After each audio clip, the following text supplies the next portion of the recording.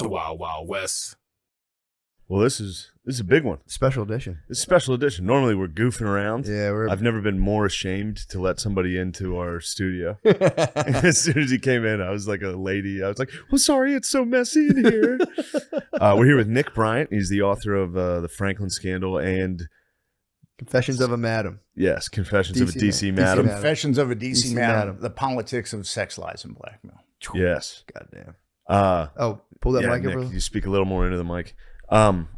So what you were just saying is how you got involved in the Franklin Scandal at the very beginning. So let's jump right in. Yeah. I was talking to an editor at Rolling Stone, and he said, "Pitch me dark stories." And I said, just kind of throwing my hands up in there. So, what do you want? Do you want a story on Nazis? Do you want a story on Satanists? I mean, what do you want? And he goes, Satanists. That sounds good. So I started this whole odyssey, this very dark odyssey. I was talking to Satanists, and they struck me as they didn't strike me as very ethical people. Yeah. Actually quite unctuous. And I felt like I had to wash my hands, after I hung out with them. Yeah. But anyway, and then I was trolling the internet looking for subject matter. I mean, when you're going to write something, you try to get as much information as you can and then distill it.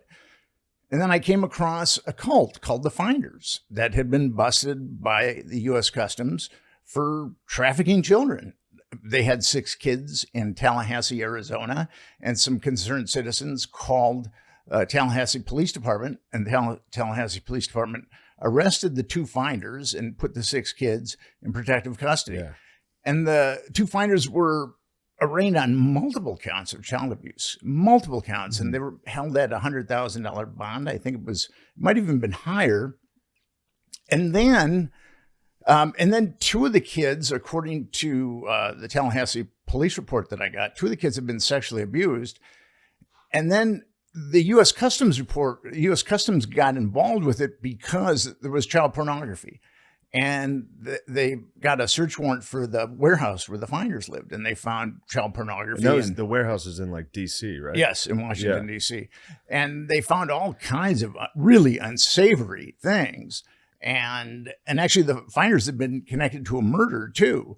And all of a sudden, the CIA came in and quashed the entire case.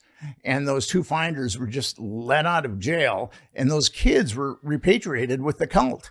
And I thought to myself, I kind of thought I knew how the world worked. But after I read that document, it just blew my mind. I mean, what have I missed as far as my understanding of the world? How is this even possible that the CIA goes to bat for some very strange people that are treating children nefariously? I mean, how does that happen? So that started my odyssey. That was in 2002, and I've been on this odyssey for the last 20 years. Damn. Wow. So what did the editor say when you're like, I got something, when you came back with that? Rather than like run of the mill. He said, Nick, let's just try to stick with Satanism. What do you think when you how many Satanists have you talked to, and like what's their like life philosophy? Isn't it just pretty much like selfishness or like? Well, I mean, there's different types of Satanists. Because if that's the case, I might be a Satanist. I'm pretty selfish with my lifestyle. Dude. You're not talking enough. There's different types of Satanists, and they run the gamut. Some of them, it was very strange. Some of the Satanists that I talked to were really, really stupid, and some of them were really, really smart. Yeah. I didn't find any Satanists in between, but I was going to go to one of the black masses. It was a simple plan. I'm going to go to this black mass, and I'm going to write an article about it. And one of the high priest said I had to read this book written by one of the Satanists, the founder of that particular satanic sect. And I read the book, and I said, well, I read the book. And he said, well, you got to do this. And then I just, he was trying to lead me down this primrose path to to embracing Beelzebub, and Yeah. I realized that they were actually proselytizing to me, Yeah. and it wasn't really like a religion that I felt attracted to. Sure. Didn't you have So- to like eat like Yeah, wasn't the didn't you part? have to Yeah, eat like a cum he cookie? was trying to get you to eat like Yes, well, cum. that was one of the problems. Was your editor like, come on? Yeah. The host was the potentiated ministration and semen of the high priestess and then the priest. On what? What And was the like on? like a floury wafer. With the Satanists, everything is anti, like it's an anti-host, Sure. you know. Yeah. So, and it's an anti-black mass, whatever. But well, that was the deal. If I read the book, I wouldn't have to take the anti-host. Right. And Oh, so- really? That was so- like if you don't read the. Yeah, Oh, that makes well, sense. you read the book and you won't have to, but then I read the book I'd and I rather said, I just read eat the cum book. real And I said, quick. no, you still have to take the anti-host. So, Oh, what the fuck? so I'm really up to, I like people to live up to their word. That's important to me. And it Fucking was Satanists. it was kind of apparent to me that the people in the darker fraternity So, didn't share his truth the way that I did. but and you were at an ashram, right? When you were younger. I lived in an ashram when I was 19 years old. How'd an you ashram? fall into that? It's like it's not necessarily Hindu, but it's This like was a Hindu. This was Okay. a Swami. He was Okay. he was from India. He was Swami. He was a genuine Indian guru. The Raiders. When I was in my teens, I was really searching, Mhm. and I tried all kinds of spiritual paths. And then I ended up living on this ashram with a genuine Indian guru. He was a Swami, which means he was celibate. And so I got there, and I was thirsty for knowledge. And then I was talking to the Swami one day, and I could have swore I smelled cigarettes on his breath. And I went to one of the people on the ashram, who I would later call the pod people. I said, I could have sworn I smelled cigarettes on Swami's breath. And he goes, yeah, well, see, the deal with that is he has to have one vice that keeps him tethered to this plane of reality so he can teach us. And now, needless to say, that didn't make a lot of sense to me. And then I found out that he was having sex with all these girls on the ashram. And then I found out he was embezzling money from his more affluent initiates. And I was thinking to myself, that guy must be really spiritually developed. if he's got to do all that just to stay on this plane of reality. I think that's why I sold weed for of so long. Yeah. That was a bit of a Swami. No. Yeah, I always find that intriguing when people end up on because they seem like a cool place to live. It's just a place you would go rather than like a Christian youth thing. It would just be like I'm people fairly who certain could- every single one of those is that. what do you think? I don't know if I've heard of one story You're about besmirching all the I masters. I've never heard of one guru that wasn't definitely banging a bunch of the people. Yes, that's what I concluded. Because I looked into a lot of different gurus after that, and they all have lower chakra problems. Really? Every guru has lower chakra. They're old, ugly Indian men, and then they And they're come trying to here, get Bob's and Vagine, and they found the best way to get That's Bob's. true. and then they come here, and they have all these beautiful young American women who are spiritually starved, throwing themselves at Yeah. these, and then it's too much temptation. Yeah, how could for they? them. How could they resist? Yeah, it's like I Their found a lower book. chakra. I found a book in or like a used bookstore one time. They write really good books though. Like I read this was by a priest, and it was like one of the best little books on spirituality I ever read. And I'm like, I got to Google this guy, pedophile. I was like, motherfucker. Damn it. Yeah. Well, bust it. I read Rama's books, and I Mm-hmm. was really fascinated by them, and so that's why I ended up at that ashram. So, what do you want to get into first here? Because I read the beginning of the I read about half of the Franklin scandal. And like I said, I was falling asleep. I listen to audiobooks at night. So I was listening to the Franklin scandal at night, and it was fucking me up. Like every night I was like, Jesus Christ. And then I would start, I never went to sleep. I would just start Googling things like the Finders. Immediately I started Googling that. And then I started going into like Pizzagate because it was in DC and they were attracting this, like, then I was like, is Pizzagate real? Like, it just, every time I started reading, is Pizzagate real? I have no idea on that All one. right. I'm agnostic Is that towards good? with my philosophic training. I studied philosophy in college. I try to approach everything agnostically. I really try not to make judgments on something, even though it may seem like a tautological truth. I try to withhold judgment. And with Pizzagate, I'm agnostic. Yeah. Gotcha. But with the Finders, it was the same. I mean, I was listening to you talk about it, but it was the same thing where it's like once you explain, like 6 children were found with 2 dudes in suits. Were Yes. they wearing like suits? Yeah. They were And the in children are all malnourished enough so that just a regular person called the cops when they saw them. Concerned citizens. And then they got Yeah. nothing. It was like, yo, this is very weird. And then, yeah, there's no way they were like, no, we're just making sure they're good. We just like to dress nice, Yeah, and they we were didn't like, have the who are budget the for their kids? clothes yet. And the guys wouldn't talk, right? When they were getting They had interrogated. the card ready, the card Yeah, to be like, and one guy actually went unconscious when the police started to grill him. he went into a satanic trance. he played I don't know if it possum. was satanic, but yeah, he just went What? unconscious. Yeah, It's a good way to it's resist. in the U.S. I might do that to my wife. Just dead weight. She starts talking to you. Get a You card. might have to hook your wife up with the Finders, which I know might be I don't know if I'd advise that, but you never know. That is crazy because you do that. There's a lot of people, I'm sure you know this, who are delighted in being like, that's all a bunch of bull. They don't want to hear any of it whatsoever. But that's like, how much of it is like as you say, like some of it's conjecture, some of it is like how much of the stuff you've done is like ends in kind of like some nebulous weird stuff, or like what's like factual anyone could take and be like, this actually happened. I mean, the Franklin scandal, I was very, very cautious with it and very, very careful. I wanted to nail everything because I knew what I was, the book that I was writing was so antithetical to people's mundane reality that it was going to be met with a lot of skepticism. Mm-hmm.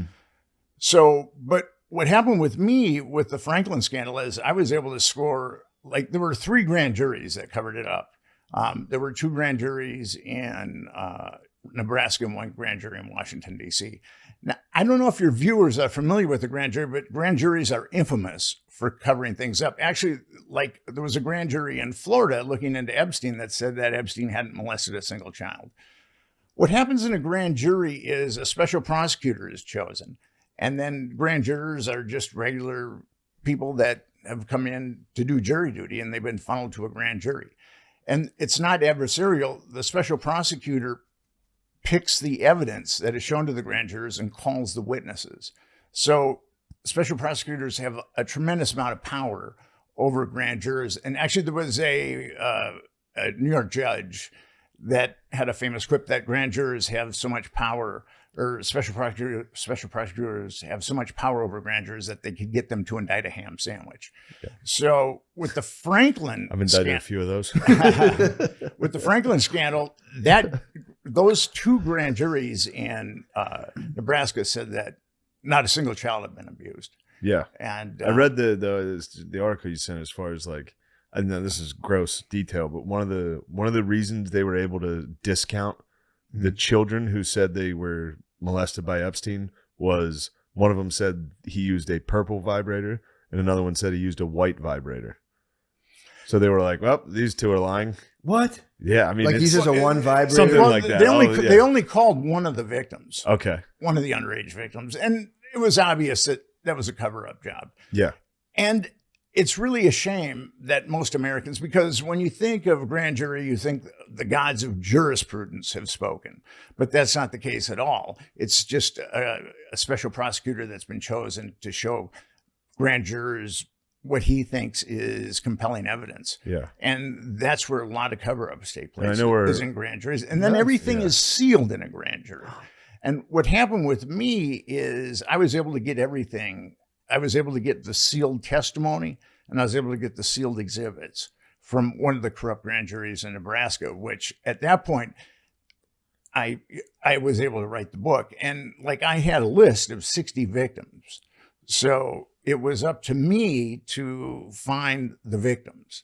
And that was tough because a lot of those kids, and you see it with Epstein too, you see it with a lot of pedophile networks, a lot of the kids come from lower socioeconomic backgrounds and dysfunctional families, and that makes them ripe for predators. In this case, with the Franklin scandal, Lawrence King, and also Craig Spence, and with Epstein, Jeffrey Epstein, and all the predators that were around him. So finding them was very, very difficult because a lot of them had just dropped off the plane, just dropped off the planet because these kids were from really dysfunctional backgrounds, poor backgrounds, and they were given money and repeatedly molested. And then once they lost their youthful marketability, they were expunged by the network. And they went on to become criminals to support. They were all drug addicts. Yeah. Or most of them were drug addicts. So they became criminals and then they ended up in prison. So it was very difficult to find a lot. A lot of them never really used their social security numbers. So, and I found them in projects. I found one in a homeless shelter. I found one in a prison. I mean, they were difficult to find. Messed up. Yeah. What are they? How like? Are they like excited to talk to you, or are they just kind of like, who are you, or like, how did you get to like have them actually talk to you about this stuff? Well, you've got to be patient and you've got to be compassionate. I mean, I was very compassionate to all the victims that I met because of what they've been through. And it's a matter of trust. I mean, you've got to build up trust with them. Sometimes the trust comes immediately, and sometimes it takes a while to build up the trust. But once you build trust with them, they will, tell you about the worst horrors of their life. So let's get what happened with the Franklin scandal. So with the Franklin scandal, it was a large interstate pedophile network that was that flew kids from coast to coast, but a lot of and I also got flight receipts, like 200 flight receipts. A lot of the planes that they rented or chartered went to Washington, D.C. And in Washington, D.C., there was a lobbyist power broker named Craig Spence. And he was a CIA asset, and his house was wired for audiovisual blackmail. I get into his reality pretty heavily in Confessions of a DC Madam, and I also get into it in the Franklin scandal, but a little more in Confessions of a DC Madam. Well, so, Gardini, does his mic have to move up a little bit towards him? Tiny bit. Just you can slide this thing down. Let me see. The Wild Wild West. Right. So these pedophile parties would happen at Craig Spence's mansion in the Kalorama section of Washington, D.C., and it would be like pretty much a straight political party initially. There would be Washington, D.C. literati and glitterati and power brokers and politicians. Clarence Thomas. They would attend these parties, but then like maybe at 10 o'clock or something, someone would fire up a joint or something sexually inappropriate would happen. And these people have been plied with alcohol. So if someone wanted to stick around for the after party, then they would be compromised. So you see like the level of grease a person could handle. Like Yes. the girls would come out, They would get me. bust out a line. Yeah. I'd be hammered doing. Yeah, they'd get me. They'd Get me.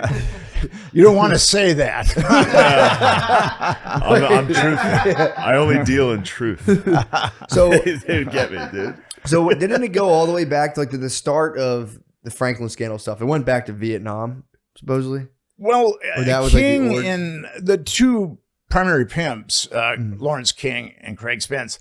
King during Vietnam, King was in Thailand with a security clearance, a top security clearance, and Craig Spence was in Vietnam as a reporter for ABC. So they were both in Thailand at the same time. I'm surmising that, and this is just my surmise, I'm surmising that both of them were molesting kids in Southeast Asia. And then ultimately the dark corner of intelligence that does this type of stuff got a hold of them and said, you can either do time or you can work for us. Yeah. Because when both came back to the United States of America, I mean, they were both from working class families, and all of a sudden their careers just went exponentially high. So I'm thinking that was probably the deal that they made while they were in Southeast Asia. Yeah. Gotcha. And it's the Franklin scandal because Larry King was in. Lawrence E. King Omaha. Owned he was the general manager of the Franklin Credit Union. Yeah. And it was like his personal ATM. When it's kind of interesting, the feds, you're supposed to be audited every year if you run a credit union, but he hadn't been audited in 4 years. So shortly after George Herbert Walker Bush won the presidency, the Franklin Credit Union was raided by IRS and FBI, and there was $40 million missing. But basically, that credit union was a cash machine for Lawrence King, but it was also a front for this interstate pedophile network that they ran together. And he was definitely pimping. Absolutely, both he and Craig Spence were pimping. And ABC reporter? Yes, Craig Spence was the guy who ended up in Washington D.C. Oh shit! Yeah, he was the one who was having the parties. Oh, so that was the guy who was hosting the functions. I mean the parties were all over, but Spence's the intelligence, like I said, the dark corner of intelligence that does this type of stuff had installed the cameras, the hidden cameras. And Epstein, now this is kind of interesting. Maria Farmer, who worked for Epstein, said that Epstein showed her the secret room where men, as in plural, were monitoring all these monitors, and that all the bedrooms and all the bathrooms had hidden cameras. So that setup was very much like the setup in Craig Spence's house, where both places were wired for audiovisual blackmail. Yeah, so Craig Spence was the Epstein of this particular story. Yes. Yeah. Oh, I got you. He was the party boy. He was the party boy. Cool guy. He was a cool guy. He was a cool guy, dude. He was a cool guy at the operation. He was. Craig Spence was the Prince of Darkness. Yeah. Was he into Satanism too? I do not know. Well, I mean, I guess kind of. Yeah. I do not know, but nothing. He's a good Christian. That guy was a pure psychopath, so nothing that he would do would surprise me. He was a pedophile, a psychopath, a drug addict. Jesus. And he was, I mean, the cream of the crop in Washington, D.C. politics would go to his parties. And isn't that strange? Yeah, isn't that kind of weird? The same thing with who was it when Gates had to go to Epstein for like funding or whatever? It's always strange. Like, well, you know, the thing about Gates and Epstein is there's an article from the Evening Standard, the cover story. There's so many problems with the Epstein cover story, but there's an article from the Evening Standard from the UK that says that Spence or Epstein and Gates were doing business in the 90s, that their relationship went back to the 90s. Really? So if that's true, everything that we've been sold about Gates and Epstein is all bullshit, which wouldn't surprise me at all. Makes sense. Because with Epstein, the media has just been into digging up salacious dirt. They haven't been screaming. The Epstein article that I wrote, which no major magazine would touch, called for justice. All these kids were molested. We need justice. And but that doesn't seem to be a priority. And the Franklin Network was much bigger than Spence's network. The Franklin Network, I think, was around for about 12 years, and Epstein's network was around for about 25 years. But the Franklin Network was bigger, and I thought it was a kinder, gentler pedophile network initially, but then I've come to believe that because the Franklin Network, a lot of those kids were pandered to sadistic pedophiles, and there was a lot of pornography made. Child pornography. And I think the same thing was happening with Epstein. Oh, you're saying that you thought the Epstein one was quote unquote gentler? Yes. Okay. But now that I've gotten to know the Epstein network pretty well, Epstein was pandering girls under the age of 10, 2 8-year-olds that I'm aware of. But I'm sure that there were more. And he was also pandering these girls to really sadistic pedophiles. Or some of the clients were very sadistic pedophiles. Yeah, because didn't his first case get sealed in the same? Was that sealed in a grand jury as well? Yeah, that was the one in Florida. Yeah, that was one. Epstein was like, he got in trouble. I could be wrong here, but it was like, it was going to be tried like a regular trial. And then Rick, what's the guy's name? He came in and said, no, let's make it a grand jury. So it was sealed. Well, that was Barry Kirshner, the state attorney. What happened there was a 14-year-old girl went to the Palm Beach Police Department with her parents, and she said that she'd been molested by Jeffrey Epstein. And the Palm Beach, and she described Epstein, she described his house, she described his anatomy, And the Palm Beach Police Department started a year-long investigation into Epstein at that point.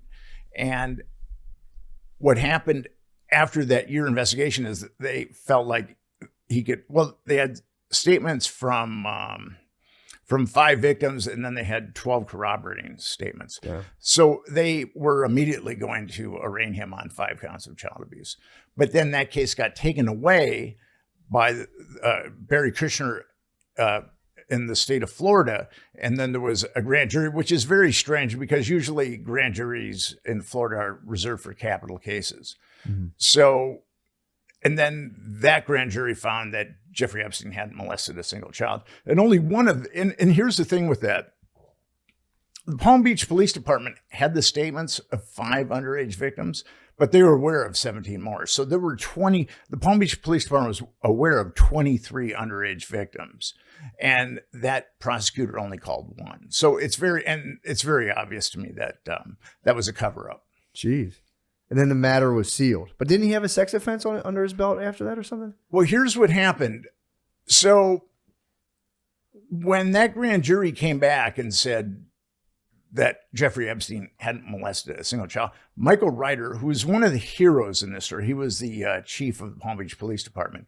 He got very vociferous. He raised Cain. He said, and he went to the feds and they said, this is obvious malfeasance by this grand jury and you've got to do something about it. So the feds were going to get into it. They were going to arrest Jeffrey Epstein. Well, they were talking that there was going to be a grand jury, and then all of a sudden the grand jury was adjourned and there was this really unctuous deal made. And I've got the emails between the assistant U.S. attorney and one of Epstein's attorneys, Jay Lefkowitz, and Anne-Marie Villafana was the assistant U.S. attorney. And they're talking about how they can minimize Epstein's sentence. And then one of the emails says, and the deal that they made was so corrupt that they had to go to a special magistrate to sign off on it. And basically what that deal did is it exonerated everyone. It exonerated the procurers, it exonerated the perpetrators. Jeffrey Epstein had to plead guilty to a single count of child abuse. He was sentenced to 18 months in a county jail. He did 13, and he had his little wing of the jail decked out like the Taj Mahal. So, he could go out during the day. So he was molesting girls during the day while he was, supposedly doing. He was doing time. like nights there. Yeah, he only had to spend nights. What? Yeah. Also, and this was 2008. He got arrested. He did serve time technically in 2008 for what, like 13 of the 18 months. Yeah, he did 13. But here's the deal with that. He kept hanging out with all these people. But here's the deal with that. Yeah. BG was hanging out with him after Bill that. Gates was still chilling. Yeah. The feds had a list of 32 Epstein victims. 32. And they did nothing with any of that. And according to Alexander Acosta, who is the U.S. attorney in the Southern District of Florida, he was told to back away from Epstein because Epstein was quote unquote intelligence. So, and to the kind of power that is required to get a U.S. attorney to stand down can be done by 2 people. It can be done by the attorney general. It can be done by the president. Damn. So that's how high the strings were pulled. Same with Franklin. The strings were pulled at the very apex of power. Jesus, man. That's terrifying. That's fucking terrifying. It doesn't speak well of our society. Yeah, I want to see you on Good Morning America. I mean, yeah. But I don't know, isn't it just they're just clearly intelligence? Like there's no real debate here anymore, right? Well, it's kind of interesting. How else could this be done? New York Magazine conscripted 6 quote unquote experts on Epstein. And I was one of them. And I cut my teeth with Epstein in 2012, and I acquired his black book in 2012. And I tried to sell an article about his black book, and nobody in the mainstream media wanted to touch it. Finally, Gawker touched it, and then we put his black book up on the internet along with a bunch of his... With all the names and stuff? What was in the black book? The names went to Mount Olympus. Yeah. in the Black Book. He had like 22 contact numbers for Clinton and 17 contact numbers for. Why would they keep a book? I don't understand why they would keep a record of that. Probably so you don't get killed in prison. Yeah, maybe. Yeah. It's, people like that are very arrogant and they think that they can get away with everything. Yeah. I mean, they've had Jeffrey Epstein had been trafficking children probably since 1995, and actually he was the first time he was reported was 1996 to the FBI, and nothing happened. So he thought that he could do anything he wanted. Yeah. And the one thing that was interesting, the guy who got the Black Book, who took it out of there, who took it out of Epstein's possession, I think he got 18 months in jail. He got the same punishment as Epstein did for moving the book. Except he had to go to to a real prison, a federal prison. Federal prison. What? It's the guy who stole the Black Book. Yeah, and I'll let him tell it. Alfredo Rodriguez purloined. He was Epstein's house manager and purloined the book, and it ultimately, and then he tried to sell it to a lawyer that was launching civil suits at Epstein because he was representing these underage victims,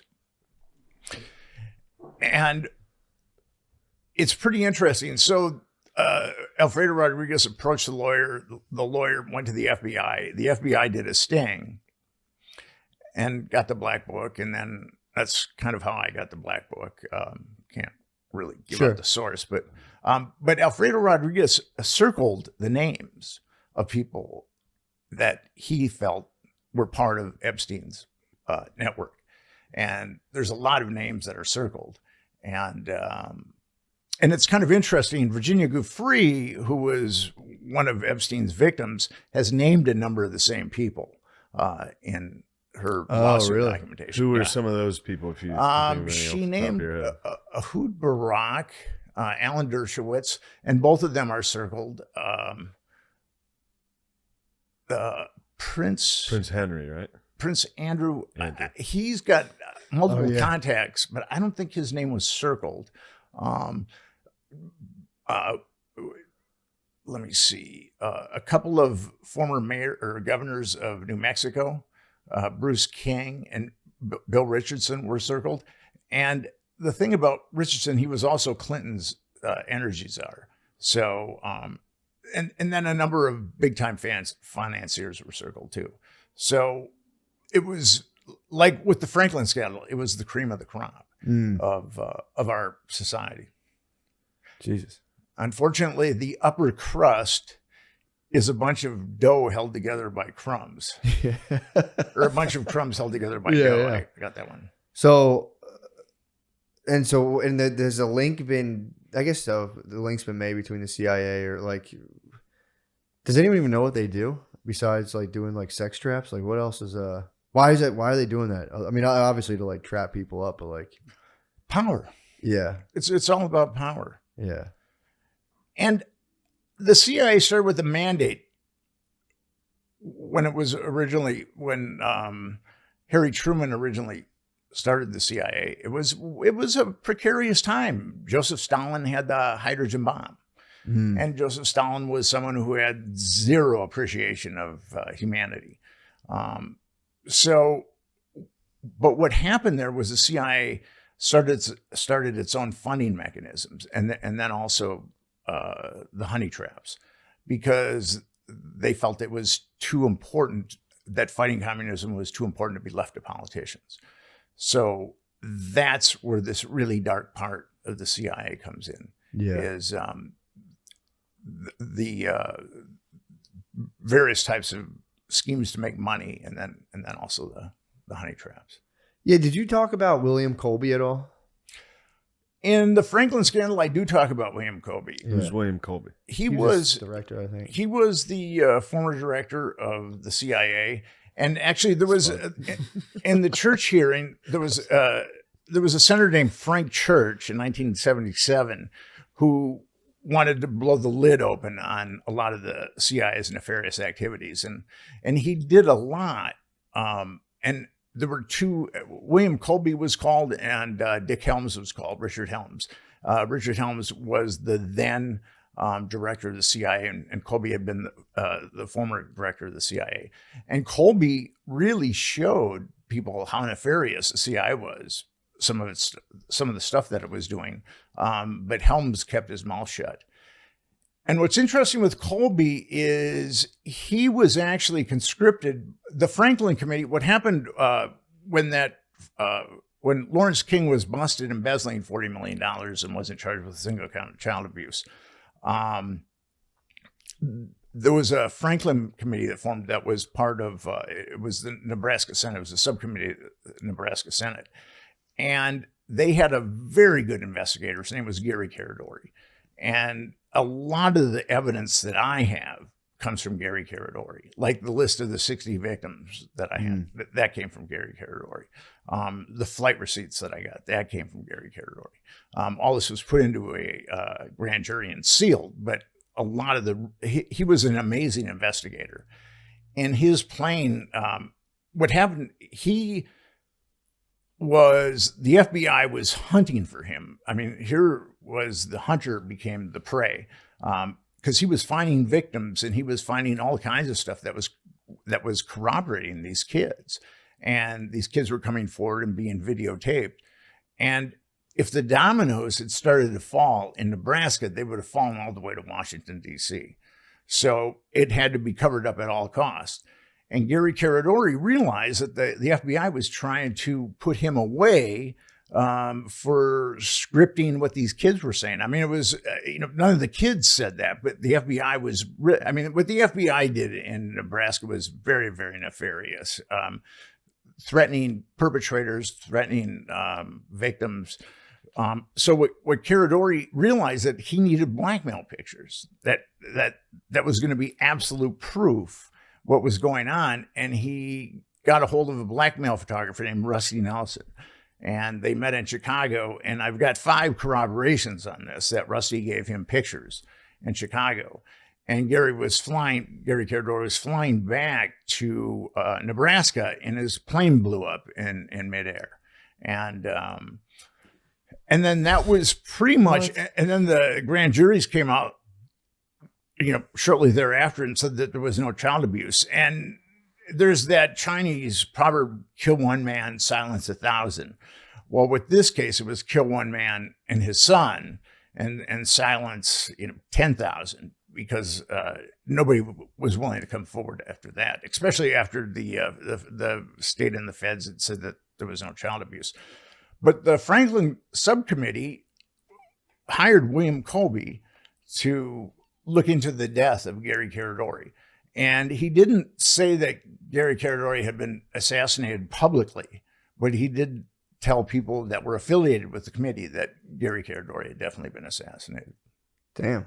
So, and there were a lot of other suspicious deaths in the Franklin scandal. I mean, every chapter there's a strange death or two. Pseudo suicides and things like that. Yeah. Jesus Christ, man, that's nuts. And the Rusty guy, that's the guy you were driving with and got pulled over with? Yes, I was. I myself was looking for blackmail pictures, and which I don't know if that was very prudent, but I was. And Rusty said that he had some. Now, Rusty is a guy that he takes blackmail pictures of adults and children engaged in sexual. How do you get into that? I guess. Yeah. How do you get into it? Water rises to its own level, I guess. I mean, it's like, so, I relationship would be too strong, but I forged kind of an alliance with Rusty because he was having a lot of legal problems. And I said that I would help pay for his legal bills. All he had to do was provide me with blackmail pictures, which he said he had. So he took me on a wild goose chase to get blackmail pictures, and we didn't get any. And then I was driving him home on this desolate highway, and we got pulled over. And I started the Franklin scandal out with this: is the cops, I show the cops my ID, and he doesn't even look at it. He says, "Get out of the car." Yeah. And then he deposits me in his car, and then and then he runs me through, and I'm clean. But then he runs Rusty Nelson through, and then there's a lot of numbers after him, and I'm sure that they weren't nice numbers. So they take Rusty out, and then they rip apart the car that I rented, and all they found was my ginseng root. So that was about it. But Rusty gave me a lot of insight. I would never use Rusty as a sole source, but Rusty gave me a lot of insight because one day I asked him, how does this work? And he said, it's like you're on a yacht and it's a beautiful day and you can have anything you want on this yacht. But if you decide to get off the yacht, the people on the yacht are going to make sure that you drown.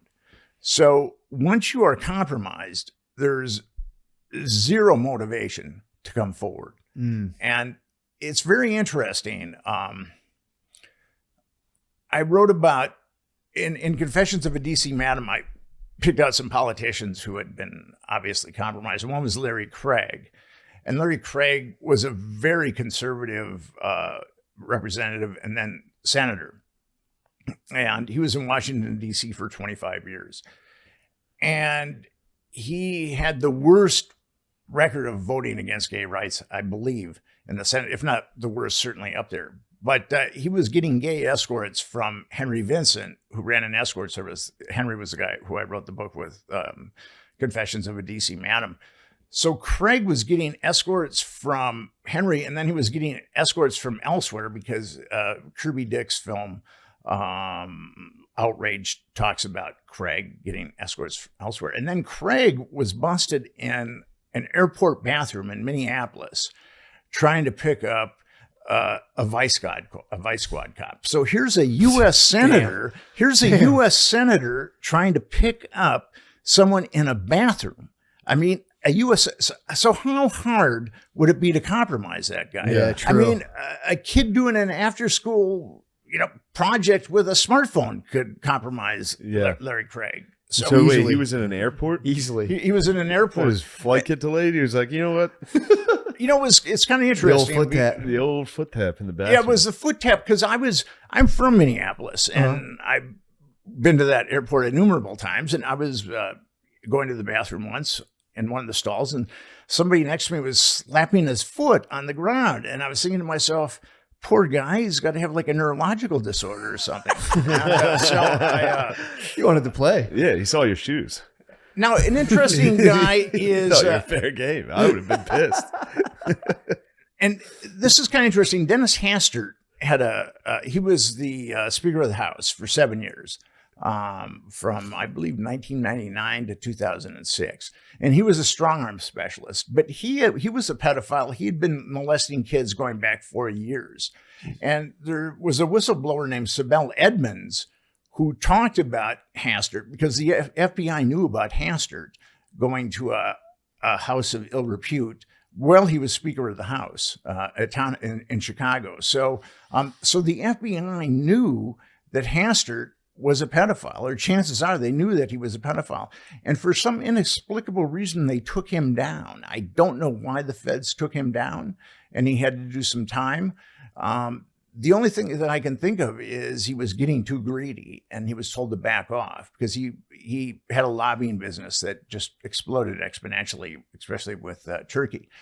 So we don't really know the exact mechanisms of what he did to be taken down, but it was very strange, that whole thing. And then everything was sealed and there was gag orders. So I was really looking very hard into Hastert, but I just couldn't get any information at that point. Yeah, I mean, I could see the thing you're saying about the guys getting on to like the special crews. If you're like a rising star politically, you're probably feeling pretty good. You're like, I'm the man. I'm making money now. All this stuff. And then someone's like, hey, come hang with the big boys. You smoke a joint with them. You're like, oh. Yeah. Like a girl comes out and like, yeah, by the way, she was 15. Yeah, you get done and they're like, yeah, she was 16. Yeah. It's like, we own you now. Damn. Yeah, I mean, it's that easy. Yeah. And when you think about like our politicians, they've got a potent psychological alchemy of power, lust, and arrogance. And nothing makes people stupid like arrogance and lust. Yeah. I mean, really smart people do unbelievably stupid things. He's funny to me. Because of arrogance and lust. Arrogance and lust. Yeah, that's nuts. And if you don't play ball, they can probably just block you out altogether anyway. If you're like, no, that stuff's not for me, they're like, all right, Yeah, well, I this think- guy's gonna lose. Fuck him. Yeah. But I've been in this realm for 20 years now. Mhm. And what Americans don't understand is that many of our politicians are compromised. Mhm. And take Epstein for an instance. With Epstein, he was blackmailing some of the most powerful men in the world.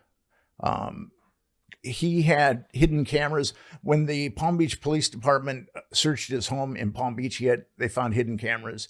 He had hidden cameras in his New York residence that Maria Farmer talked about, where multiple men were looking at the monitors. And his island was also wired for audiovisual blackmail.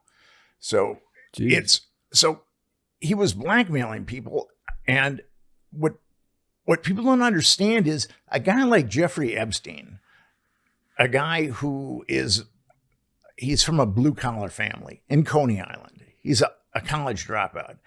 A guy like that cannot blackmail some of the most powerful men in the world because they have access. A lot of them have access to thugs and organized crime. Like Les Wexner is heavily enmeshed in organized crime. Who's that? He was the billionaire. He owned Victoria's Secret. He was the billionaire that gave Jeffrey Epstein millions of dollars. Right, yeah. And if Epstein was in fact He owned Victoria's Secret and he still had to go to the pedophile parties? it's like, bro, you have it. I mean, your Well, store, just the mannequins I would just alone, that's whack enough off for in the me. mall. Yeah, I'd be like, let me Just in the the mall store. at night. Yeah, just the mannequins alone. I mean, he's a old, frightening, scary looking dude. What? I mean, if I was a young woman and he showed up, I mean, I'd split. But anyway, Yeah. so there's no way that Epstein could have been blackmailing these people by himself. Right. There was obviously a large organization behind him that said to these people that were blackmailed, and Spence said the same thing with the Franklin scandal. If you come after this guy, there's going to be huge retribution, and that's what kept, I believe, Jeffrey Epstein alive. How many types of those organizations do you think are running? Because I mean, they caught Epstein, Yeah. but how many of those do you think? Like, I mean, that has to be a pretty consistent. Yes, I think that networks like that are ubiquitous in the United States of America. Because of the writing that I've done the last 20 years, a lot of people have talked to me about these networks, and they want me to investigate them. And I'm only one guy, Yeah. so I tell them, I don't know if I can really help, because you can tell when you see major judicial malfeasance. That can be an indication that there's a network there. Oh, yeah. It was what I was talking earlier, like in central Pennsylvania, there was the Penn State, the Yes, Jerry Sandusky right. thing. There was I think a district attorney that was looking into the case years before, and he vanished. Yes, I mean, he there's was. He was found. He vanished. His car was found by, I think, a lake, The river. I think the Susquehanna yeah. River. And I did talk to a prosecutor under him, and she believed that Jerry Sandusky was part of a pedophile network. She really believed that, and she believed that prosecutor had also been murdered too. It sounded like, Jesus. yeah, I mean, it sounded like it because it was from the Second Mile Foundation, which was a lot like Boys Town. Yes, It was for troubled kids. Yeah. Jerry Sandusky was doing this, but then this is a weird story. I was at the first game Joe Paterno didn't coach. Mhm. So it was the week after that story broke. You went to that game? I went to that game. I was pretty excited about it, but we were supposed to go. I went to a Second Mile dinner. What? A dude that was high up at Merrill Lynch, I think, or one of those, Goldman Sachs. Yeah. We went to his house. He was a Penn State alumni. I don't want to besmirch him because he might not have been a pedophile. Oh, yeah. But it was supposed to be a Second Mile dinner with like Joe Paterno, Sandusky, like all these guys. What?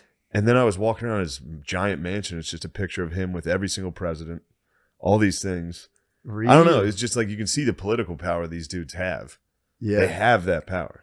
And then the one guy who's friends with all them is doing exactly what they were doing in the Franklin scandal, which is getting kids out of a orphanage type situation and banging them. He was a lower socioeconomic. Lower socioeconomic. Really giving them the work. Yeah.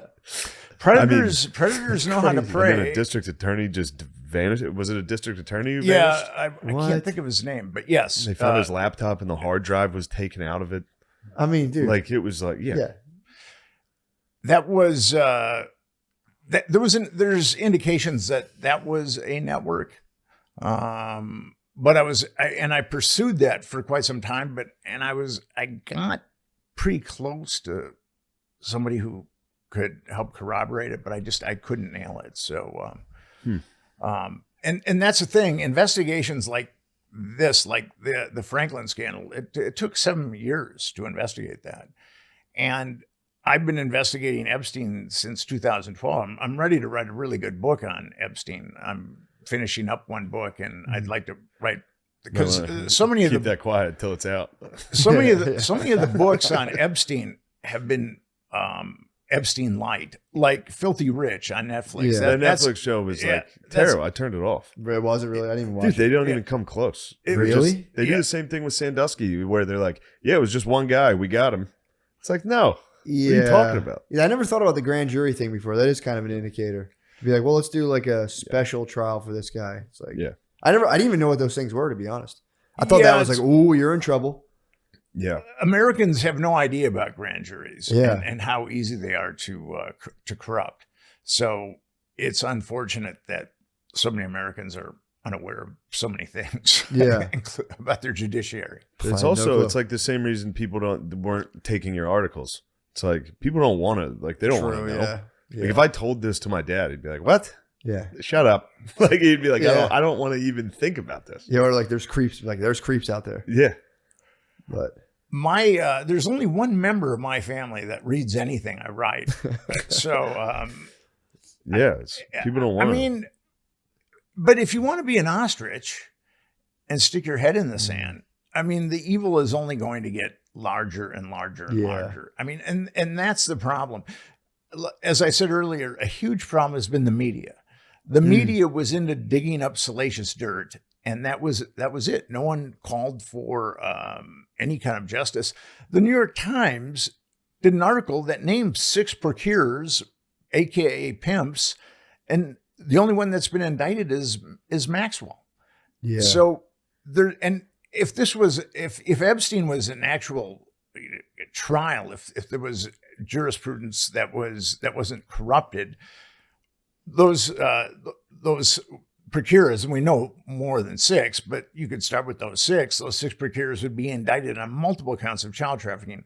A count of child trafficking is anywhere from 15 years to life. So you could rack up, they could all be looking at 1,000 years or whatever, and then you'd get them to flip on the perps. I mean, that's how the mafia was taken down. Yeah. You'd get the lower people on the lower echelon to flip on the higher echelon and reduce their sentences. But there's been none of that. Ghislaine Maxwell is, and the Ghislaine Maxwell trial was such a travesty of justice. The girls or women now who really knew a lot about the network and who were molested by some very powerful people, none of them were called. It was just the only victims that were called, and I think it was only 4, were molested by just Epstein and Maxwell. Has Maxwell been sentenced to anything yet? No, she has not been sentenced, and there's that judicial problem of one of the jurors saying that he'd been molested, and Maxwell, I don't know how that's winding right now, but the whole thing, everything about Epstein, there's nothing rational about it. Nothing makes sense. Laws of the land have just been thrown in the toilet and flushed. How did you feel when he committed suicide allegedly? Did you know that was coming, or because it seemed like everyone was like, they're gonna kill him, and then one day the cameras didn't work and the guards took a break. Well, the guards took a break. The cameras didn't work. I mean, it's probably when you fix the cameras. True. Like, damn, the camera's broke.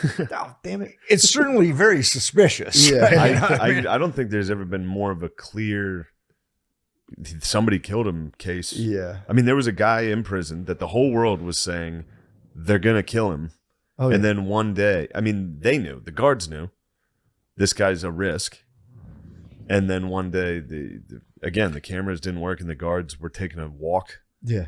I mean, there's a lot of anomalies. His cellmate was taken out of the cell. I didn't even know he had a cellmate. Yeah, he had a cellmate. What? And The guy got taken out of the cell and then he. Yeah. It's So, just crazy. That must have been crazy. Like, what are you in here for? Like, Yeah. well, if you watch And it. actually, tricked his Bill Clinton cellmate into had fucking been a a- 14-year-old. His cellmate had been a multiple murderer at one point. What? A former police officer, and Whoa. they took him out. And what's kind of interesting, William Barr, our illustrious Attorney General, who helped. Now, this is kind of interesting. This is where Franklin and Epstein connect. William Barr was Bush 1's Attorney General after Richard Thornburg ran for the Senate. And Barr helped cover up the Franklin scandal. And then Barr played an integral role in covering up the Epstein scandal. Damn. And Barr said when Epstein killed himself, heads are going to roll, and no heads rolled. And actually, the warden of that particular Metropolitan Correctional Facility in New York, she was given a cushy job in New Jersey that she was. What? Yeah, I mean, so Thornburg, by the way, wasn't he Harrisburg's governor? Pennsylvania? Thornburg was Pennsylvania. Hey, that links governor of second mile. Pennsylvania. Yeah. Really? What about Ed There's Rendell? Sandusky. What about Ed Rendell? He hasn't come up, but Thornburg definitely helped cover up Spot. the Franklin scandal. Thornburg And then- helped that? Yeah, see? and then Barr. And What? Then, and then Barr. Yeah. Oh, God. Thornburg is. I believe that Thornburg is a pretty dirty politician. Yeah. Oh, no. What is The guy whose house I was at, I was Oh, with. is that what? Nothing. This is getting too close. Now I'm part of the Part of the cabal. I know, I'm part of the thing now. Damn. Yeah, the reason I was there was the guy I was with he worked with Thornburg. What? And we were at a second mile. Dude. See, this is what happens when I listen to this. You start I'm like, oh no. Yeah, you get it's unsettling. Yeah. It is weird though, because when you do boil it down to like you think about like little kids, it's just heartbreaking. But it's been politicized. The issue of sex trafficking, I would say, is kind of pursued more by people who lean to the right politically for some reason. Well, actually, there's the feminist left and the religious right are equally against sex trafficking. Yeah. And they're strange, for lack of a better word, bedfellows. Mm-hmm. But I've been very disappointed by the anti-trafficking community because they have not been vociferous at all about what's happened with Epstein. We know who a lot of the perps are. We know who a lot of the procurers are. There should be a lot of people in prison right now. Yeah. But and it's really heartbreaking for me. I've spoke. The National Center on Sexual Exploitation has like an anti-trafficking summit, and I've spoken there at the last couple of years, and I've seen them do very little to get this issue out. Most of the anti-trafficking organizations, unfortunately, have not been vociferous about this issue at all. Yeah. So And it's heartbreaking to me because when the government doesn't work and when the media doesn't work, you've got a lot of anti-trafficking organizations. Mm-hmm. They should band together. I mean, if you're against child trafficking, you're categorically against child trafficking. yeah.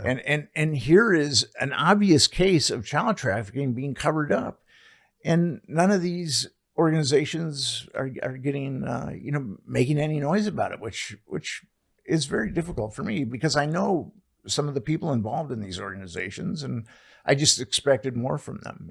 It was troubling. Yeah, so with the media in general, how do you think, like, how much of this stuff do you think they know and cover up, or how much does this stuff just not come across their like desk, or like have they had any like specific roles in like kind of? It's hard to say. I will say this, that I do believe that a lot of people in the media are compromised. Yeah. And I think people very high in the media. And I don't know if this is true anymore, but it would be close. 6 corporations own 90% of the media that's imbibed by Americans.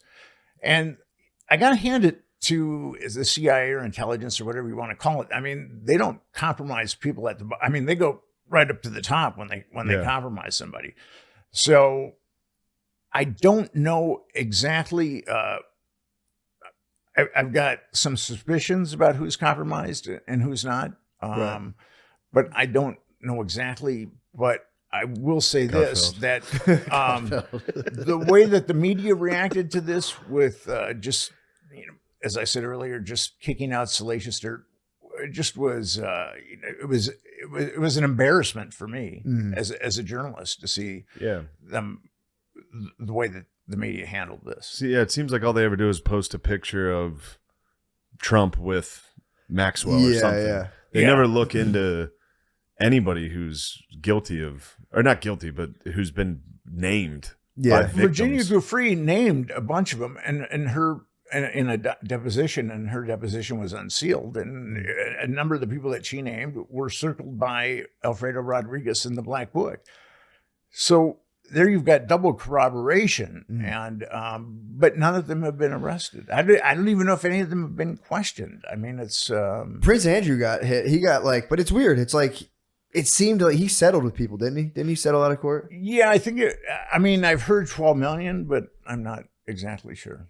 So, but he, that's kind of I think his mommy came in. his mommy came in. Came in. Oh my God, man. Yeah. That's embarrassing. God, You gotta wake your mom up in the middle of the night and be like, come on, you gotta stand in the doorway and go, Mom, can I lay with you for a little? Mother. I'm in trouble.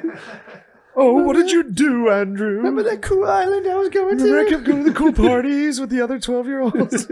Yeah, so he got, his apology, that one interview, he came on and was just like, I'll admit I let my flap down. That was his whole thing. yeah. Well, he also my said he flap down. didn't sweat too. Yeah, Yeah, he yeah. sweat. That interview too. I mean, it really. That's not true. It really I don't showed sweat. how stupid he is. Yeah. I mean, and I don't know. I think it might be too much royal inbreeding amongst Yeah. Europeans, but at that BBC interview, he really showed. I mean, it's also, he's probably just so out of touch with talking Oh, to yeah. any normal people. For sure. Normally, I'm sure he spent his whole life saying, I don't sweat. And then everyone in the room went, oh, wow, that's really interesting.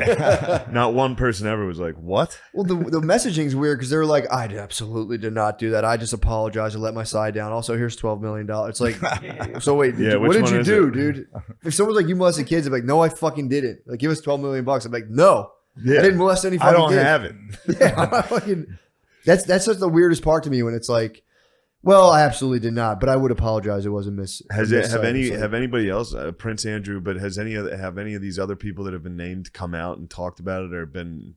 Because anytime I see Bill Gates, although Bill Gates was never really Bill, named in those books, was he? dude, he hung out with I know him he for was. the weekend. No, I know Oh, he was Black- on like the No, flight Bill logs. Gates wasn't. But I Yeah, think that according, as I said earlier, that Evening Standard article said that Gates and Epstein go back to the 1990s. Yeesh. That's so not great. If that's true, I mean, I don't see how Bill Gates could not be compromised. And Bill Gates has shown libidinous behavior amongst his employees. So Yeah. Really? yeah, and It's a good way to put it, too. Libidinous behaviors.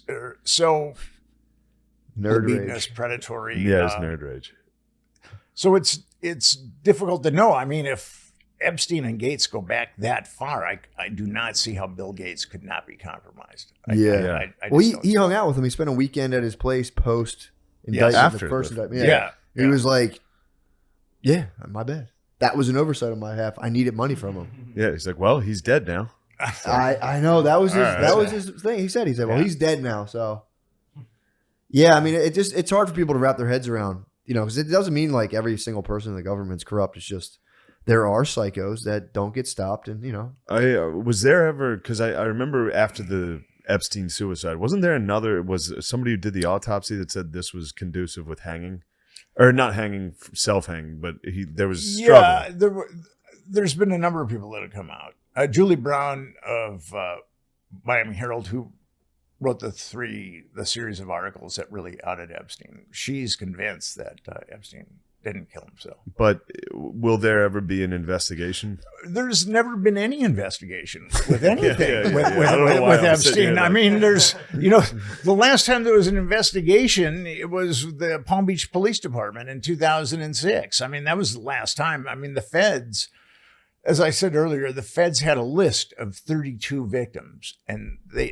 did not indict Epstein on one single count of child abuse. And it's very obvious that Epstein, everything that he did had been covered up. And as I said earlier, the first known reports of Epstein, of victims going to the FBI, were the Farmer sisters went to the FBI in 1996. So Epstein had been covered up all those years, and like with the Franklin scandal was a huge network. It was bigger than Epstein's. Wasn't as was around about half as long as Epstein's, but it was much bigger than Epstein. According to federal and state authorities, not a single child had been abused. That there wasn't a network. I mean, and that shows you. And then with the Epstein stuff, that all the stuff that went on, like the cover up in 1996, and then the feds covering it up with the 32 victims. It shows how much power had to be deployed to cover that up. And as I said earlier, the only two people that can tell a U.S. attorney to stand down are the attorney general and the president. So someone is, as I said earlier, someone is pulling strings at the apex of power to cover that type of. So when whatchamacallit, when Lawrence King got busted, who was president then? That was George Herbert Walker. That was Bush. And he said he was friends with Bush, right? Yeah, he was friends with everybody. Did he was there things about like the White House tours and like Bush having kids in his house or in the White House? Well, Craig Spence, who we talked about earlier, the sociopath that lived in Washington, D.C., he took kids and male prostitutes on midnight tours of the White House. What? Yes. And he's getting hot dogs and pizzas to the White House. That's from Chicago. And that has been corroborated. Really? Yes. Yeah. Male prostitutes going to the White House. Yeah. That's nice. This is all bad. And at least one underage victim. One? At least one. Yeah. So just hanging there, or like did they say like what, like there was like night out, like you check this out? Or do they imply I think Spence just wanted to show some people how much power he had. Jesus, and, man. After a night of partying or whatever they did, he said, well, I'm going to take you guys on a tour of the White House. And that's pretty awesome. No, like wouldn't there be like I guess there was no real ramifications sometimes. And George H.W. was just in there just his nightcap sawing logs. Yeah. Little did he know. There's a little parade. That's a fucked up That's parade. so fucking crazy.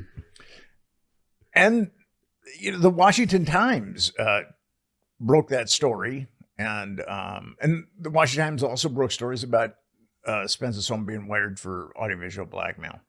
What being wired? Spence's home being wired for audiovisual blackmail. Okay.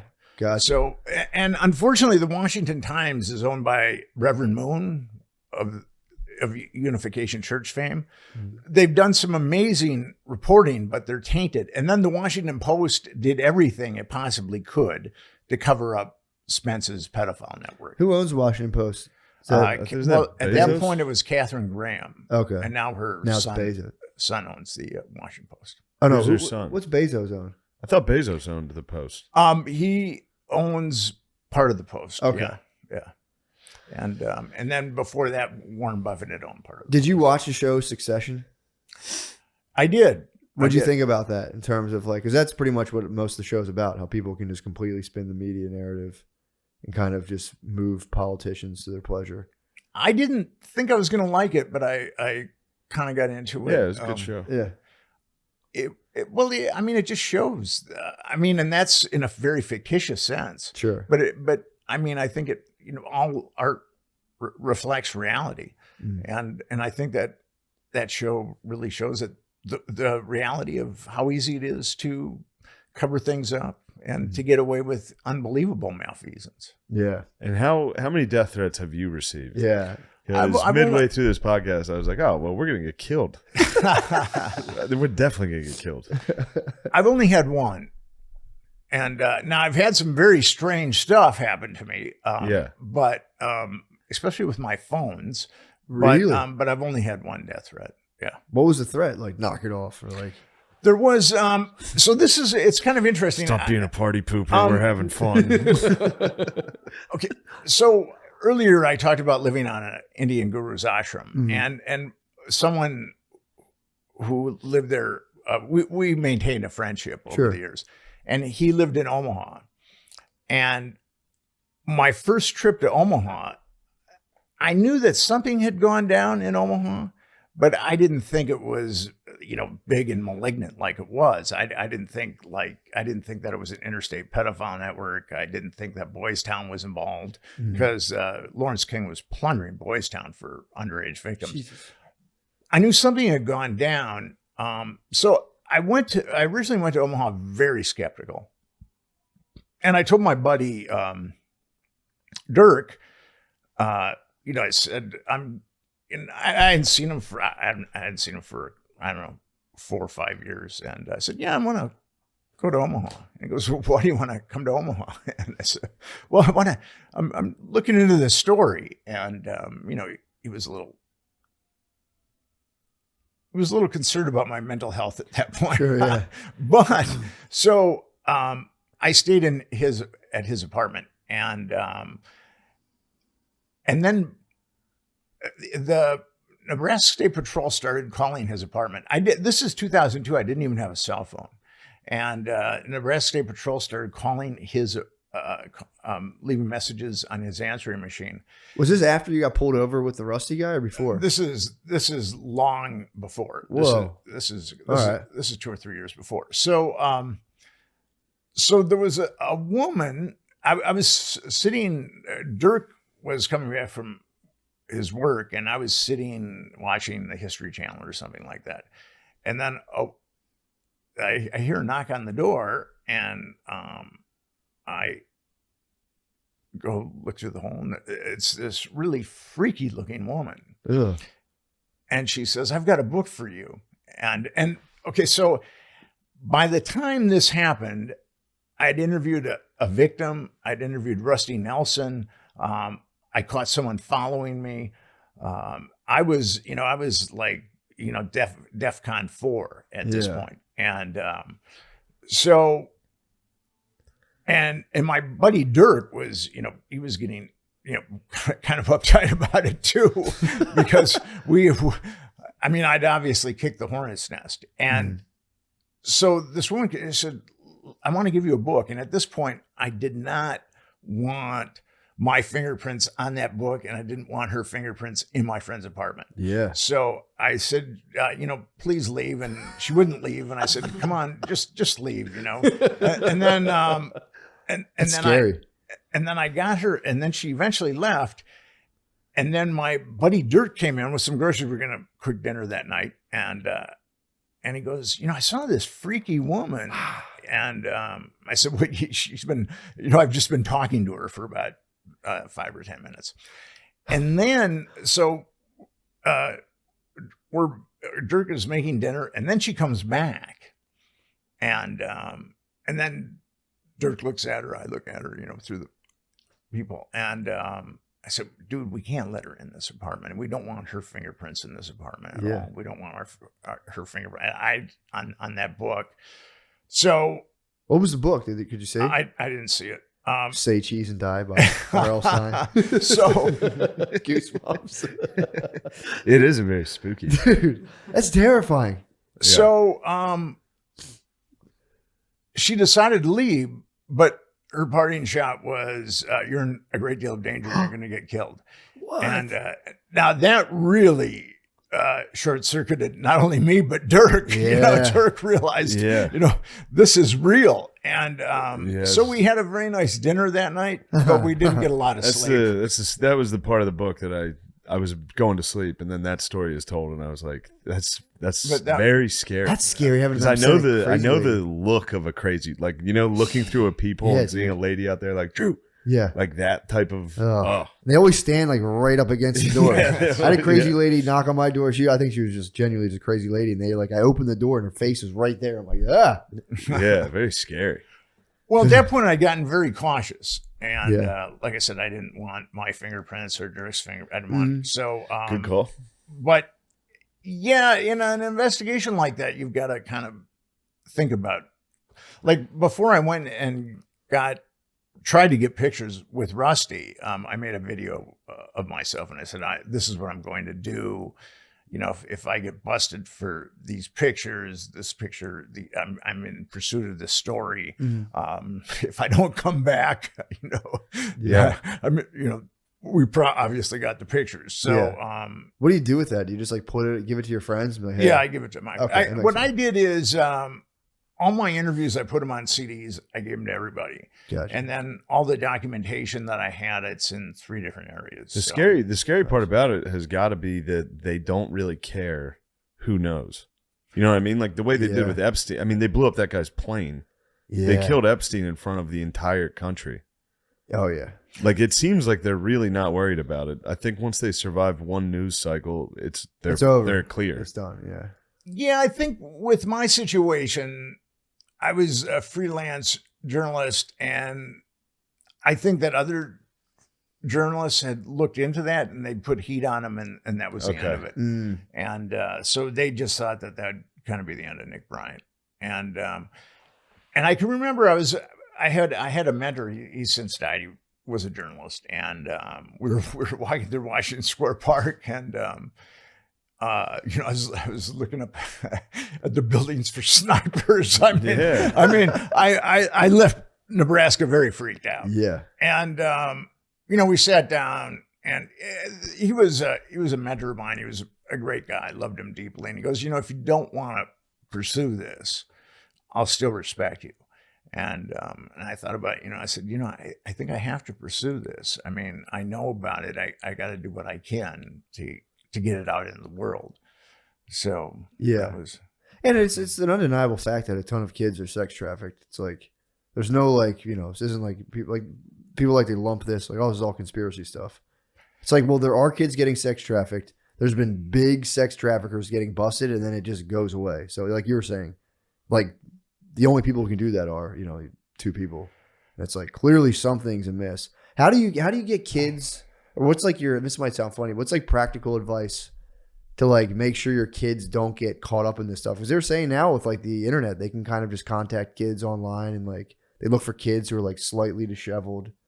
Well, it's the thing. I mean, if a kid's from a lower socioeconomic background or dysfunctional background, they're prime. Yeah, there's nothing you can do for predators. I mean, and predators really know how to prey. I mean, guys like Lawrence King and Craig Spence and Jeffrey Epstein. I mean, those guys are predators par excellence. They know how to get children, and they obviously really don't have any legal problems. So retribution. So they can get kids and molest them with impunity. Jesus Christ. That was the thing I was watching today. Was just about this one guy would go to like football games and just go to like a high school football game. Like he saw a girl with like an ankle monitor and he's like, perfect.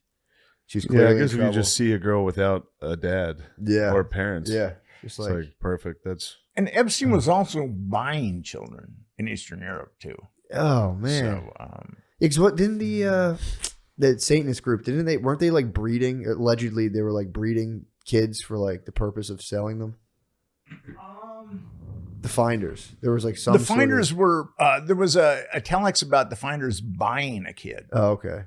In Hong Kong, and then there was also evidence that the Finders would respond to people that were looking for babysitters. Oh yeah. Oddly enough, if you look up man. the Finders, because when I was reading the book, I started trying to look up. There's almost nothing. There's a great article. Awfully hard to find.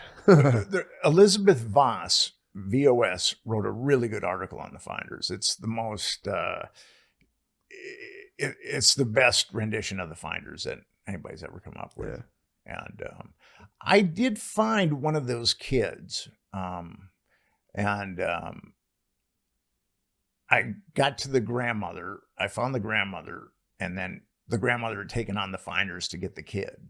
And the Finders had really subjected her to, a terror, just a lot of terror. And but she's hung in there. She wanted her grandchild out of that cult. And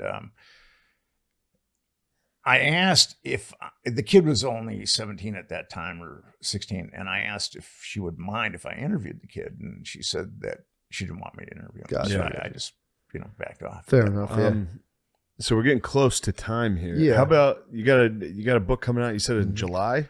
I do. I've got a book You want to talk coming about out. that at all? It's called the Truth About Watergate: A Tale of Extraordinary Lies and Liars. And what you'll see in this book is that the Watergate cover story is almost purely fabrications, and Woodward and Bernstein are pathological liars. I've got them nailed in so many lies. I mean, they even lie. I mean, they lie about important things, but like Bernstein's talking about, he's going out to talk to someone and he's in this storm. And then on that particular day, there's no storm. I mean, they're lying about inconsequential things like that. I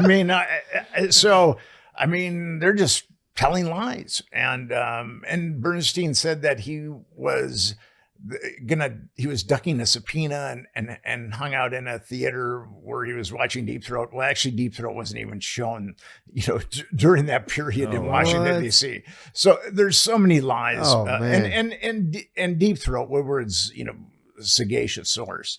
I really show how that's kind of impossible. Mark Felt, who was outed as Deep Throat after he was very suffering from dementia and wasn't quite there. And I do think that Mark Felt gave Woodward some information, but Mark Felt was living in, he got fired from the FBI, and supposedly Felt would go by Woodward's apartment, and if the flower pot was out, then that meant that Woodward wanted to contact him, and Woodward would take all these cabs and they'd meet in Virginia.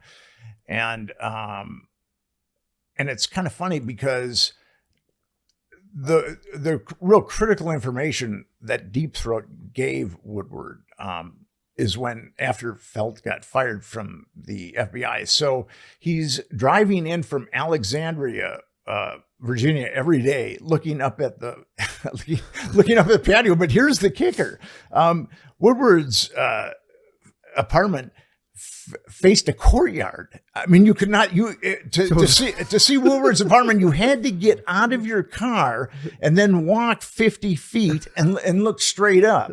So, I mean, that's just one of many things. So the whole, just like as a summary, Watergate was like, what was the thing you think they were covering up?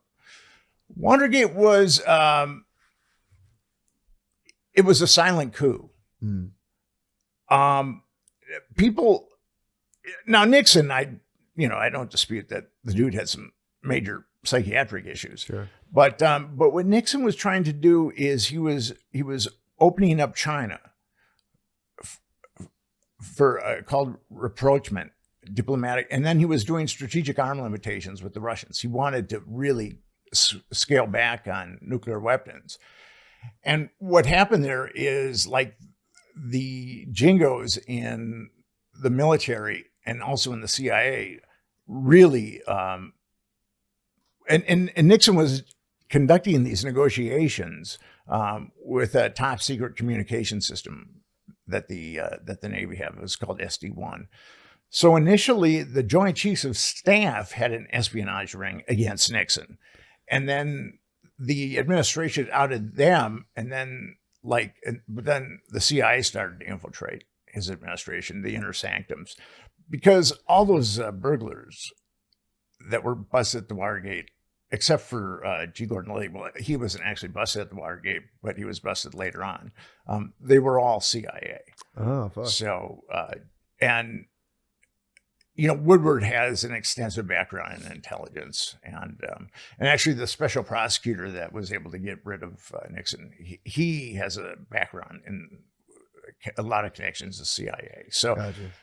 The CIA was, wanted to get rid of Nixon, and it got it had some fortuitous things happen. And then, but Watergate was like a completely a botched job. I mean, those guys they were in the Watergate twice, and they should have been busted the first time, but the security guard was cognitively challenged. I mean, he just wasn't that bright. I mean, at one point, okay, so Forrest Gump told him. yeah. I mean, no. Forrest Gump made this guy look like Einstein. Really? I mean, no. so Or was he deep undercover? He could have been. Could have been the ultimate deep throat. The Democratic National Committee was on the 8th floor of the Watergate, and the Federal Reserve was on the 6th floor. Now, someone had burgled the Federal Reserve a month earlier, but at one point, and this is mind-boggling, McCord, who was a CIA guy forever, led the burglars, who were all CIA assets, up to the signed in and went to, and this is around midnight, and went to the Federal Reserve. I mean, and they could, and that security guard was too stupid to call the police. Oh my so God. they, They were like, we got to do it again. yeah, so they had to do it. Yeah, so they had to do it again. And It's the reason you're here, burglary. yeah, I mean, All right, go ahead. when you read the book, it's God, kind of mind-boggling what happened, what really happened with At Watergate. least Nixon got off easy compared to JFK. True. Well, It's kind of a nice. They toned it down a little. They were like, "We're just going to fake a thing. You'll get impeached. It's better than getting your head blown off during a parade." Definitely. Well, the thing about that is there'd been so much blowback with Kennedy and the Warren Commission. Like a majority of the Americans didn't believe the Warren Commission. I mean, the media has had all these years to work on them and brainwash them, but 60% still don't think that Oswald acted alone. So I think, and then you had the death of Martin Luther King and Bobby Kennedy. So I think had you not had those previous assassinations, the CIA probably would have assassinated Nixon. But this way, it was. Gotcha. It was a kinder, gentler. It's almost like why Way to go. Maxwell's still alive. Yeah. You know, She died there's too. no way All they can right. do that again, just like that. I hope Yeah. not. It's like every other. I think they can do every other. Yeah, Like, all right, you unless live, it's you the die. civil rights leaders, then it's Oh, dude. then they can do They every iced- single yeah, one. They iced them pretty badly. Yeah, they had a nice little run of assassinations there for a while. And Yeah, I they guess got they got greedy. more sophisticated. Like, I guess we could just make up terrible shit about these guys. And Yeah. a little easier. Well, I think that's it, Nick. Yeah. That was awesome, Dude, thank you That so was much. awesome. Thank you Thank so you. much. And Yeah, thanks for looking into all this stuff. It's pretty scary to do. You know, yeah, you keep looking at it. What are you just trying to find the one that thing crazy lady. that'll get you? I'd have been done, dude. It's, I don't know. You know, it's once I was on this trajectory, Mhm. I wanted to see justice. Yeah. I've talked to so many victims. I've spoken at so many conferences. I've interacted with, so many victims. And I want to see them get justice if they possibly can. Yeah, well, it's funny with the feminists, too, because they talk about the patriarchy. And like, all right, here's a bunch of powerful men abusing children. And they're like, that's a conspiracy theory. And it's like, no, isn't that like your whole philosophy for how the world works? Like, no, that's conspiracy theory. It's like, no, there they are. Yeah, Lock 'em that's up. them. Here's their names. Yeah, because it's kids, man. It's little kids. It's like, and it's definitely happening. And it's, it's fucked up. Yeah, it's had the media had any integrity whatsoever, Mm. Washington, D.C. would have been filled with mobs demanding justice. There was a similar situation in Belgium, and a couple 100,000 Belgians hit the streets. Really? Yeah, this Yeah. was how long ago was that? It was late 90s, I think. Yeah, I remember Yeah. there was a joke in a movie I heard about. In the movie In Bruges. Oh, There and he is, and he makes a joke about Belgium. That's the only thing I've ever heard about the Belgian pedophile thing. it was Marc Dutroux was the guy that got caught. And but yeah, that was at that point you had law enforcement coming out and saying this is a cover up. Yeah. Kind of like What? with what happened with Palm Beach Police Department and Epstein. Yeah, he blew the whistle on it pretty. Yeah, good for Yeah. him. And they still cover it up. Like, all right, next level. I'm gonna hit the bathroom. Yeah, yeah. Well, All right, well, let's wrap it up. thank We're you very done. much. And yes. Yeah, thank goodbye. you so much. All right, well, that was our interview with Nick Bryant. Man. And I don't know about you. I feel spooked, and I'm ready for this definitely to get taken down For and sure. all of our money to be taken. Possibly. They're going to kill me with the heart attack gun. You think so? Yeah. I've been talking about being fat and doing coke. They're They're going to kill me with the heart attack gun. The sonic wave. You You're jumping off a building. I think they'll let me eat true, or they'll just like MK Ultra me, let me go crazy. Yeah. That they might be. It might be good to keep me It'd be around. pretty easy to get rid of us. Oh, dude, piece of cake. Dude, all the knowledge we just acquired. Also, I almost get rid of myself just like walking my dogs and like listening to my headphones. I almost get hit by a car like once a month. Yeah, I'm gonna let the CIA off the hook here. I'm probably gonna have a heart attack. It probably wasn't them. Just be if patient. I do commit suicide, that was probably me. Look, I'm not saying I'm suicidal, but if I ever do it, I was probably pretty sad. There's a greater chance of me killing myself in the CIA. Yeah, I can see that. All right. That whole fucking thing was brought to you by Manscaped. Good call to start sponsoring. Hey, today, are you trying to start a honey pot and you want Are you tired of your kids having pubes? All right. Do you want to know, rise to the highest of all levels but don't want to grab underage girls? Grab a girl who's overage and shave her pubes with Manscaped. Matt. All right. Today's podcast, we were brought to you. Look how giggly we are, dude. I know. Nick just left. Now we're all We had to giggly, get all the dude. giggles. We had to, dude. Me and Shane are buttoned up. Save it for the Patreon, bro. True. All right. We should do this at the very beginning of the podcast. Look, we're brought to you by Manscaped. Yes. This is the beginning. All Yeah, right, the fine. beginning. No, This beginning. the beginning stinks. You don't want to open with ads. It'll be a good open. All right, fine. This is the beginning. And we Get got to ready. do one of those things like, hey guys, today we talked to, you know what I mean? Yeah, all right, we can do that. Yeah. But first, They're known for pubes. the best pube trimmer around, the Lawnmower 4.0. Whoa. Talk about how hard, scary, painful trimming your pubes is and how using Manscaped helps. I mean, if you cut your balls, they do bleed forever. It is a real negative experience. And Manscaped did send us a fucking package that does True. both.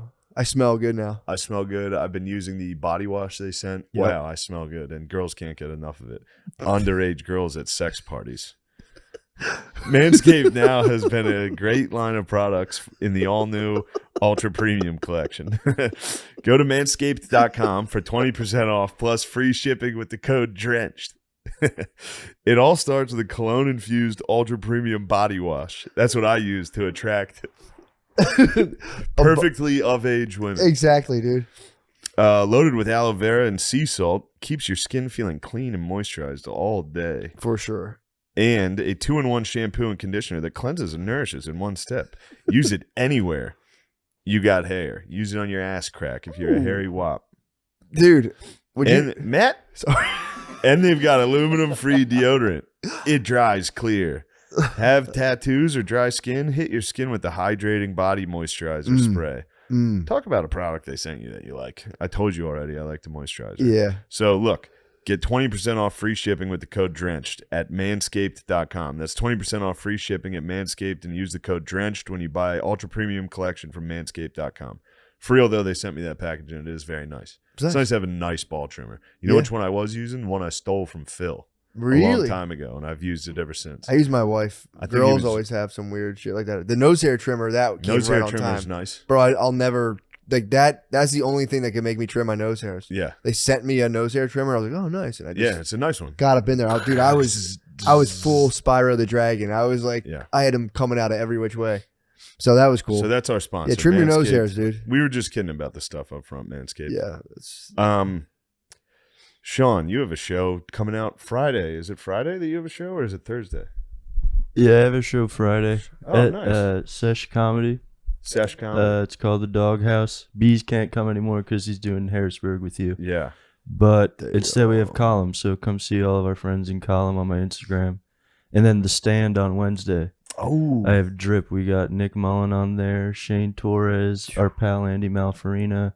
Yeah. A bunch of So very that's funny comedians. Wednesday at the Stand? That's Wednesday, April 6th at The Stand Oh, at that's 7 gonna be a p.m. good show. You get to see the Muldog. Yeah, please come. All the stuff's on my Instagram, so that'd be the nice. Thank you. 7th, 8th, and 9th, I'll be at the West Palm Beach Improv. Palm Beach. Whoa. Palm Beach Improv. Mar-a-Lago. The 14th, 15th, and 16th, I'll be at Good Nights in Raleigh. 22nd, 23rd, a little Nashville Comedy Festival. The 28th, 29th, and 30th, I'll be in Indianapolis, Helium. Here's the ones I got to get out because I haven't done a good job of advertising these. May 6th, Friday, May 6th, I'll be at the Academy 2 in Manchester, UK. Sunday, May 8th, I'll be at the Wardrobe in Leeds, United Kingdom. Monday, May 9th, I'll be in Glasgow at Oran Moor. Thursday, May 12th, I'll be in Dublin, Ireland at Liberty Hall. Early show sold out, not a big deal. Nice. Thursday, May 12th, there'll be a late show, also at Liberty Hall in Dublin. Friday, May 13th, this is confusing for a lot of people. Friday, May 13th, I'll be at the Leicester Square Theater. That is sold out. That's at 7:30. Friday, then I'm going across town for a 9:30 show. Friday, May 13th, I'll be at Shepherd's Bush Empire Theater in London. And that's the first like theater I'm ever doing in my life. Really? It'll be in London. Damn. That'll be pretty sick. That'll be awesome. Shepherd's Bush Empire, May 13th. Please come to that. Blokes. Dude, you got to go full Peaky Blinder. Keep the razor blades in your hat and fucking. By order, the Peaky Blinder, you better come to my show, eh? I'll be in Austin April 14th at Cap City Comedy Club. Magooby's Joke House, April 21st, Timonium, Maryland. That's going to be lit. That's going to be fun. April 21st. April 21st, right after 420, dude. I don't know if I'm not. Is that a weekday or? I believe it's a weekday. I might do a little guest spot. Dude, that would be so fun. I believe it's a. Fuck, I'm in gay Nashville. I think it's a weekday. I'm pretty sure it's a weekday. I'm in Nashville that whole week. And the big one, dude, the mother of all shows, Bananas Comedy Club. Oh my God, Bananas April sold 29th and 30th. I don't know. I don't think so. They would have told me. That's got to be sold out. April 29th and 30th. Bananas Comedy Club, Rutherford, North Jersey. Rutherford. Yeah, how have you not been able to say Rutherford? Is it Rutherford or Rutherford? Rutherford. Rutherford. Yeah, it's Ruthford's. First of all, Gonzaga's not even in the fucking tournament, you dickhead. I was like telling my cousin, I was like, I got Gonzaga. He was they like, lost recently. They lost recently. Yeah, they did win. When I told you they were winning, they really? were. Yes, and Gonzaga. All right, so we're doing this before the episode? No. Whatever you guys put want. This at the end. This is at the end. Put it at the end. Yeah, put it at the end. Thank you. Hey, gang. Thank you for watching our show. Yeah. Read the Franklin scandal, dude. That shit's scary. Dude, I'm all over it. It's spooky. It's great. All right. The Wild Wild West. That's my big sis. That's big sis? Big sis That's laying, the best, laying it dude. down. What's better than your big sis hitting you up? Nothing. I wish I had a big sis. I just got these big brothers, dude. Brothers suck. Big sisters would be. Although having older brothers is nice, especially a brother like Tom, who's a bit of an entrepreneur. Oh yeah, dude. Dude, how nice am I at sliding into ads now? Dude, you might be I'm a the seasoned best. pro. I'm You're Billy Don Mays. Draper. I'm Billy Mays, dude. True, you are. I'm gonna die. Billy Mays. What did he die from? Probably. Killed himself. He killed himself? Nah. He sawed a boat in half, dude, and he sunk. Didn't he have some shit though going on? Like he had some dark shit going on with him. I didn't think he? Billy Mays. We're here live with the Beezer. Oh, we going? Yeah. The dude. big Yeah, we're live, Beezy. Oh, all right. Take it east. The big bees, dude. The big beast. Good to is see you in guys, town. man. We're in the beast nest. From You Fucked It podcast. Give it a listen. It's very funny.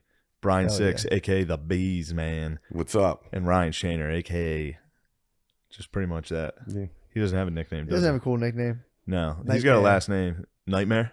Shane. Yeah. I think he's the Nightmare. He's the That's a nightmare, good one. dude. Nightmare? Not even the Nightmare, just Nightmare, dude. Shaner, aka Nightmare. Nightmare and the Bees, dude. Nightmare beast. Nightmare, dude. He's spooky, dude. I know. He'll take you on a spooky journey. He in will. comedy. Every job for a comedian is take you on spooky journeys, and the Nightmare will take you there, and then he'll show you spooky paintings. Nightmare might be the nickname. I haven't dude. put down this Spalding since I heard about the fucking challenge, dude. That's I the first know, time. dude. We're playing LOS, bro. Oh, it got brought up last night. I was Yeah, you were on. I defending? did Legion of Skanks last night, and they brought up, and I was like, "Wait a minute, wait a minute." Yeah. I was like, "Explain this to me." So Jay's like, "Yeah, dude, me, Lewis, Dave against McCusker, Shane, Tommy," and I was like, "Tommy Pope," and he goes, "Yeah." I was like, "All right." No, like, what? I know was like, Tommy's Tommy a can wild card, play. dude. He's a Tommy, total well, wild I'm not card. sure. I know he did play. There's a part of I'm me that's saying. afraid he's horse feeding. Tom can be a feeder, but every time he feeds, like one time I heard him, he was like, "I'm fucking great at golf," and I was sitting there like, "Dude, I've lived with you for 2 years. You've never gone golfing once.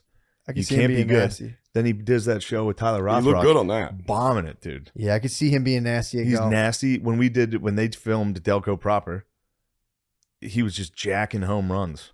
That was the sport baseball. Yeah, His That sport his was main baseball. one? He was but he very played good at- basketball. I think he played basketball. I was afraid of a horse feed. I asked him last night. Was He he- confirmed he played 4 years of high school basketball. What? He played high school basketball? That's That's what good. I was told, dude.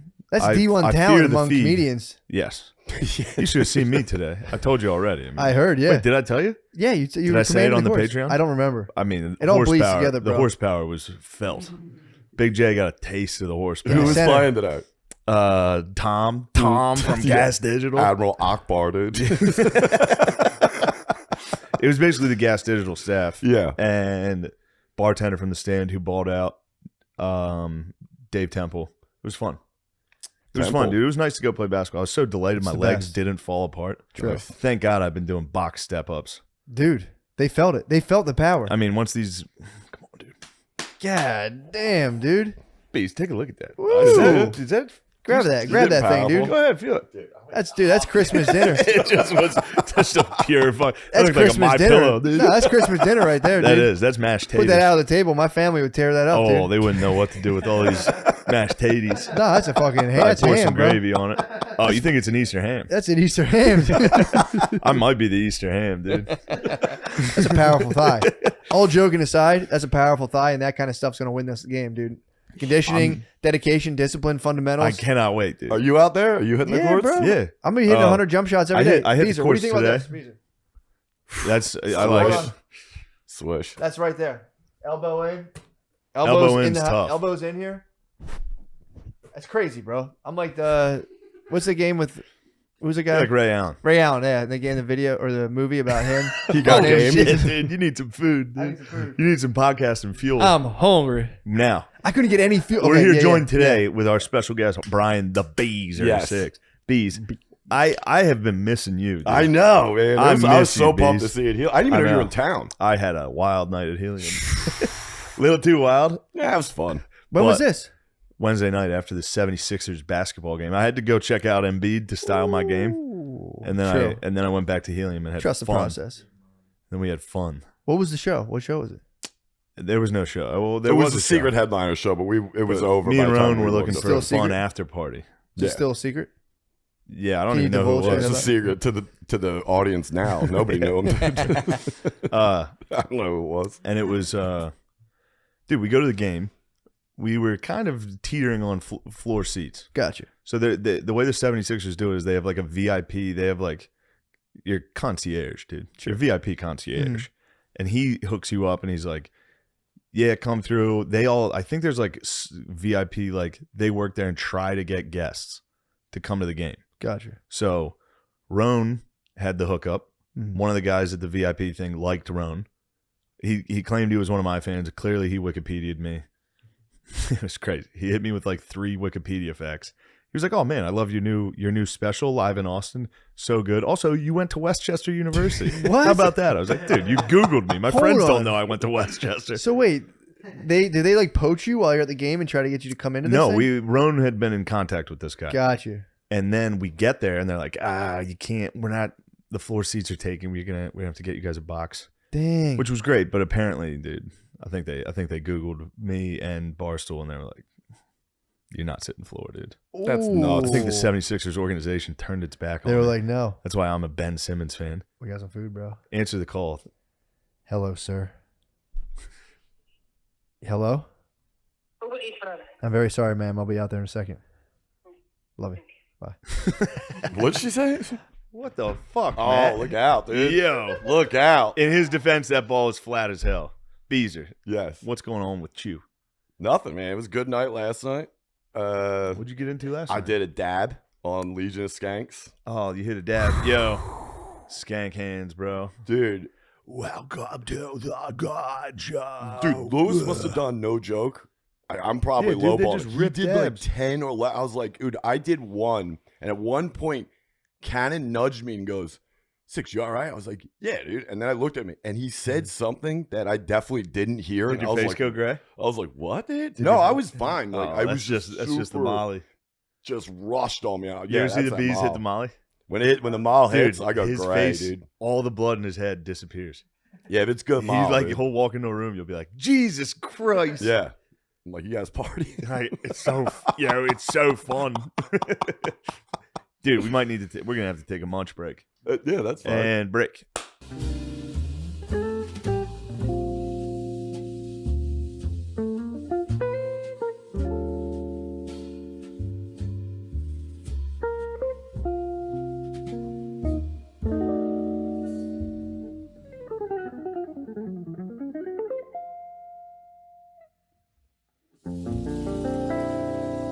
Let's fucking go. We're back. We're live. We were talking about Apocalypse Now while we were munching Were we? for a second. Yeah, they added sex scenes in the deluxe version on Say Netflix. what? Some of the hotter The sex Playmates. scenes. They strike a deal for gas with the chopper. He's like, you can fuck the girls. Yeah, it's pretty cool. I always get that mixed up with Apocalypto. I'm like, the Apocalypto sex scene would be nasty. That would be fun to Drops watch. down, he's like, Yeah. get some pussy down the well. He's like, I'll be back. Is Jaguar. Apocalypse the part where the movie where they were just like running? Yeah. Phew, man, that's That's an Gibson, intense dude. scene. Yeah. I mean, Classic Gibbs. That's what he does. great director. Right now on the TV that you guys can't see, we have a live cam from around the world. It's a fun channel I look at sometimes on YouTube. Live streaming around the world. We're going to turn it off because it's distracting me. Yeah. 587, we're just watching. 500 people were also watching around On the the world. stream, yeah. True ballers. Yeah, Maine. What's up, bees? So we're back after the food. Wow, what a nice, delicious treat that place was. Delicious, bro. It Yeah. was awesome. What was the name of it? Hot peppers. Hot Peppers in In Queens, Astoria, bro. yeah. So the bees. Hmm. I haven't seen you in a while. I know. What's going on in your life? Same old, man. Yeah, Last me night was fun. It was good. Came up and did rap. Then did the I heck did What the fuck? The heck was that? He's just joshing. Eh. He's just razzing him. yeah, it's rap, whatever. But I did top 9 What's with that? Tom Cassidy and Adele. Nice. They have a podcast, and it was funny because he said, "If you're coming up, and you could do it." I said, "Yeah." Who thinks of the top 9 list? And he goes, "You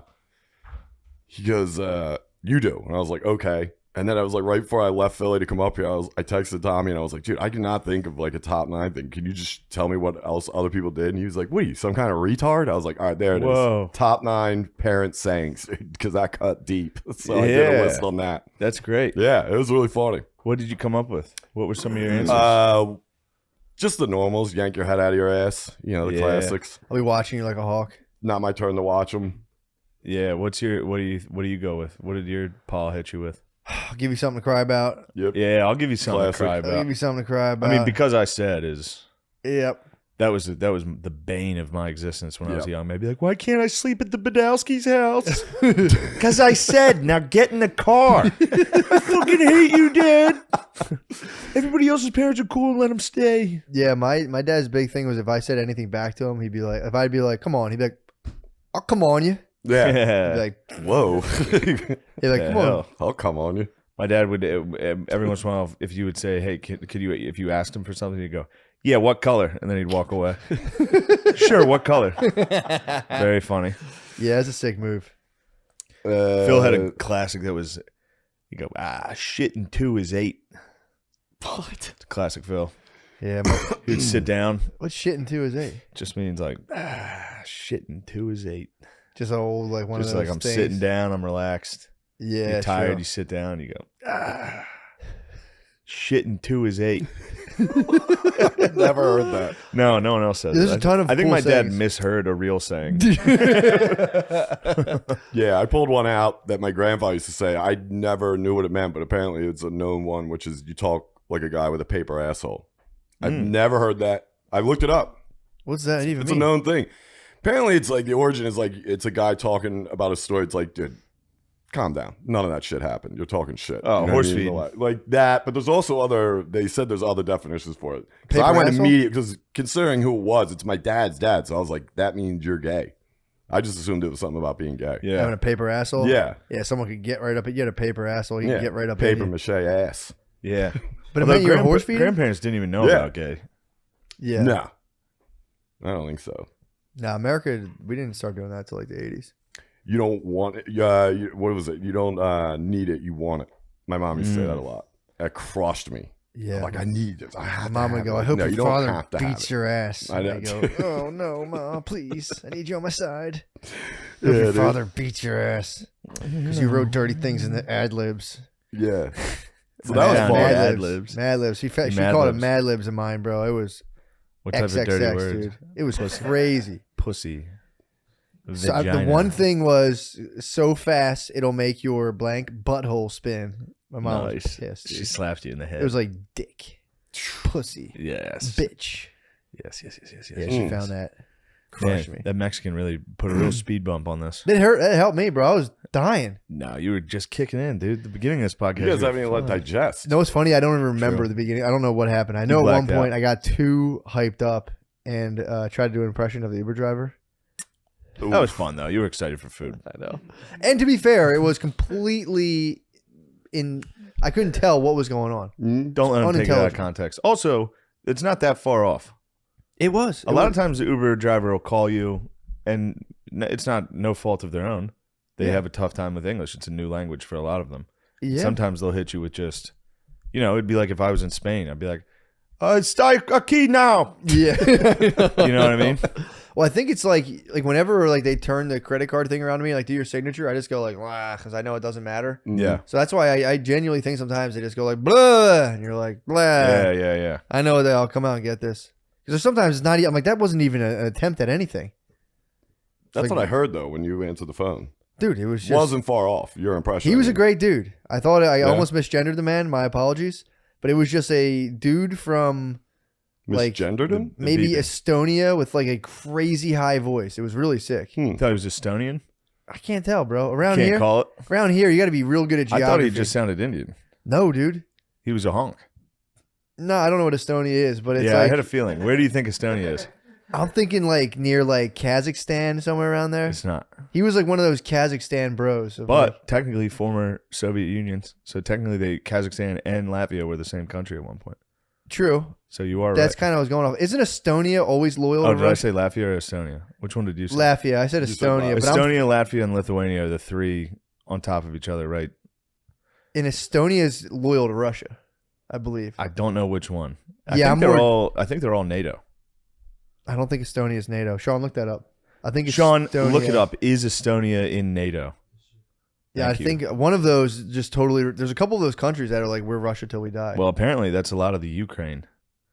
You think so? I've heard there's a lot of people in Ukraine that are pro-Russia, although that could just be Russia being like, "Come on, man, they love us." Russia. I did- was correct. Thank you, Sean. Please let Matt know. Notify Matt. Estonia is in NATO. Yeah, Estonia's security is guaranteed by the membership of the North Atlantic Treaty Organization. Thank you, Sean. Fair enough. There's one that's not. There's one that's right outside there, near Belarus Belarus. I think you're right. Yeah, could be. Belarus holds it down. With I think you're absolutely I right. think they should hate Russia. I'm telling you, dude. One of those guys is like with no fucking way. we don't It part was from something about Ukraine and Turkey Turkey. Yeah, they don't get along. that Russia was mad at. One of those. Yeah, Ukraine. I mean, is the whole just- thing's designed to box Russia in. Oh, for sure. Oh, NATO. Yeah. yeah. But that's the other thing too. Russia has to. It's got to fucking get those other states back because it needs a long, treacherous road. Because now with Ukraine right there, you can get right into one of those capitals, dude. Yeah. So Russia's in a tight spot, dude. It has no No choice. one's going after Russia. No, it's not. It's not that anyone's going after them. They have to expand. They have to expand to get that buffer zone, and they will go into Ukraine, and they're going to try to get those other previously Soviet countries back. This is the book. This is the book, dude. This is the next 100 years book. Russia will try to expand, and they're gonna. It's what's going to happen is they're going to expand. They're going to start spending too much on the military. The economy's going to falter because the population's going to dip. So they're like, and we're going to figure out different forms of energy because they're getting all that money from that natural gas. That's going to peter out at some point. Russia collapses. All those countries, Turkey's going to start. They're all going to start grabbing pieces of the former Russian states, or whatever. Russia's going to be this big, bro. Really? 2040. That's the guy's prediction. I don't know, but yeah, Russia's going to fall hard, and then that's when the Eastern Bloc is going to start. Russia stinks right now. I know, dude, but they're they? exporting that natural They gas. stink. They got they got Europe hooked on their natural gas. They Right. do.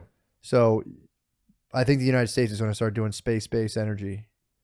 Once they're going to start doing what are they called? Battle stars or whatever. Yeah. That's the United States' next move. Launching battle stars up around the Middle East, all those areas. Yeah. So they'll be able to drop missiles anywhere. We'll be able to tell them, quit, knock it off. Yeah, dude, because then we got to deal with Japan. Japan's going to start carving into China once China collapses. Japan's going to have a nasty navy. Turkey's going to be growing. Only hope is Mexico and Poland. Yeah. It's going to be 2050 is going to be lit, dude. This book is sick as hell. Yeah. The next 100 years is tight. It sounds like it. Taught an old bogey like me some stuff about history. Yeah, I appreciate your confidence with all this. I'm telling you, dude. I mean, that's what the book says. We'll see. Yeah. However, China, I think, absolutely will falter. You got a gut feeling China's faltering? I believe so. Same thing happened in Japan. Japan got fucked up because when you have these communist countries, the economy is not so much based on. Japan wasn't communist. I know, but I'm saying what happened to Japan was they had a similar thing going where it was like the economy was based more on a elite class. It was just on like relationships. So you'd have these companies that would just start getting loan after loan after loan. So it wasn't about if you were profitable or not because you could just get loans. And that would have these companies that were prone to just collapsing because they weren't built on merit and profitability. So like these big things become like Ponzi schemes. So Japan fell, but Japan's very stoic, and they're like, we fucked up, our bad. China's going to fall hard. Yeah. Because it's all the Communist Party, and they're going to... Apparently, they're saying at least 25% of China's GDP is bad, like businesses that are faltering, loans that are faltering. Could be 40, bro. Could be. We'll see. We'll see. I don't know. Me and George Friedman will figure this out. Yeah. I've been loving hitting that because everyone's like, oh yeah, I can see that. It's like I have no idea. I just read that one book, but pretty sick. What happened to Japan? Japan starts to carve up China. No, what happened to Japan when they fell? Nothing. They actually Japan's very good at like they have a very disciplined citizenry. So the government they like look up to the elites. In Japan, they're like, we're the elites. We're Bushido. Yes. Like, here's what we're doing. Tighten your fucking belts for 10 years. We're going to turn this thing around. They do pretty well. Nice. Japan can maneuver because they're a small country. Yeah. But the population dip's coming. So now they're going to have to figure out how to basically get labor, but they can't let people, immigrate to their country. It's so small, and Japan does not like immigrants. So they're going to go to China. What types of things do they say to the immigrants? I don't know. I don't know. Build the wall. Do they say build a wararoo? China did build a wall. They did. They certainly did. To keep out who? Mongolians. Dang Mongolians. But yeah, so they said Japan's going to carve up China and then started like a pretty sick navy. So that's going to be a problem coming at you in 2050. What are we talking about with the South China Sea? What's going on in there, bro? Right now? Yeah. What do you think? Japan? Well, U.S. has total domination over the South China Sea. You'd be surprised. It's, Chinese are building fucking islands. Bro. They're building their own islands. Dude, it's all going to come crashing down. I believe so. They don't have the naval They don't have the United States Navy's crazy, bro. Yeah. The United States You're police telling budget, me? The United States police budget is like... Did you listen to the last 100 episodes we've done? Yeah, dude, you know the Navy. I've been telling you about the Navy. So what are you trying to set me in the South China Sea trap? You know I know. South you know China I know. Sea is interesting, bro. What's going on? You got to figure it out yourself. I'm talking, dude. Once they put that battle star above that thing, over, dude. But what about China's technology? They got some supersonic shit we've never heard Supersonics? of before that book or after the book came out. Did he predict that? Our supersonic technology, yeah, they're saying a bunch of those countries have supersonic missiles. We've had them before. Did he predict the fact that we'd be like, I think they're UFOs? Meanwhile, it's China's just the Chinese supersonics getting wild. I'd have to see the declassifieds.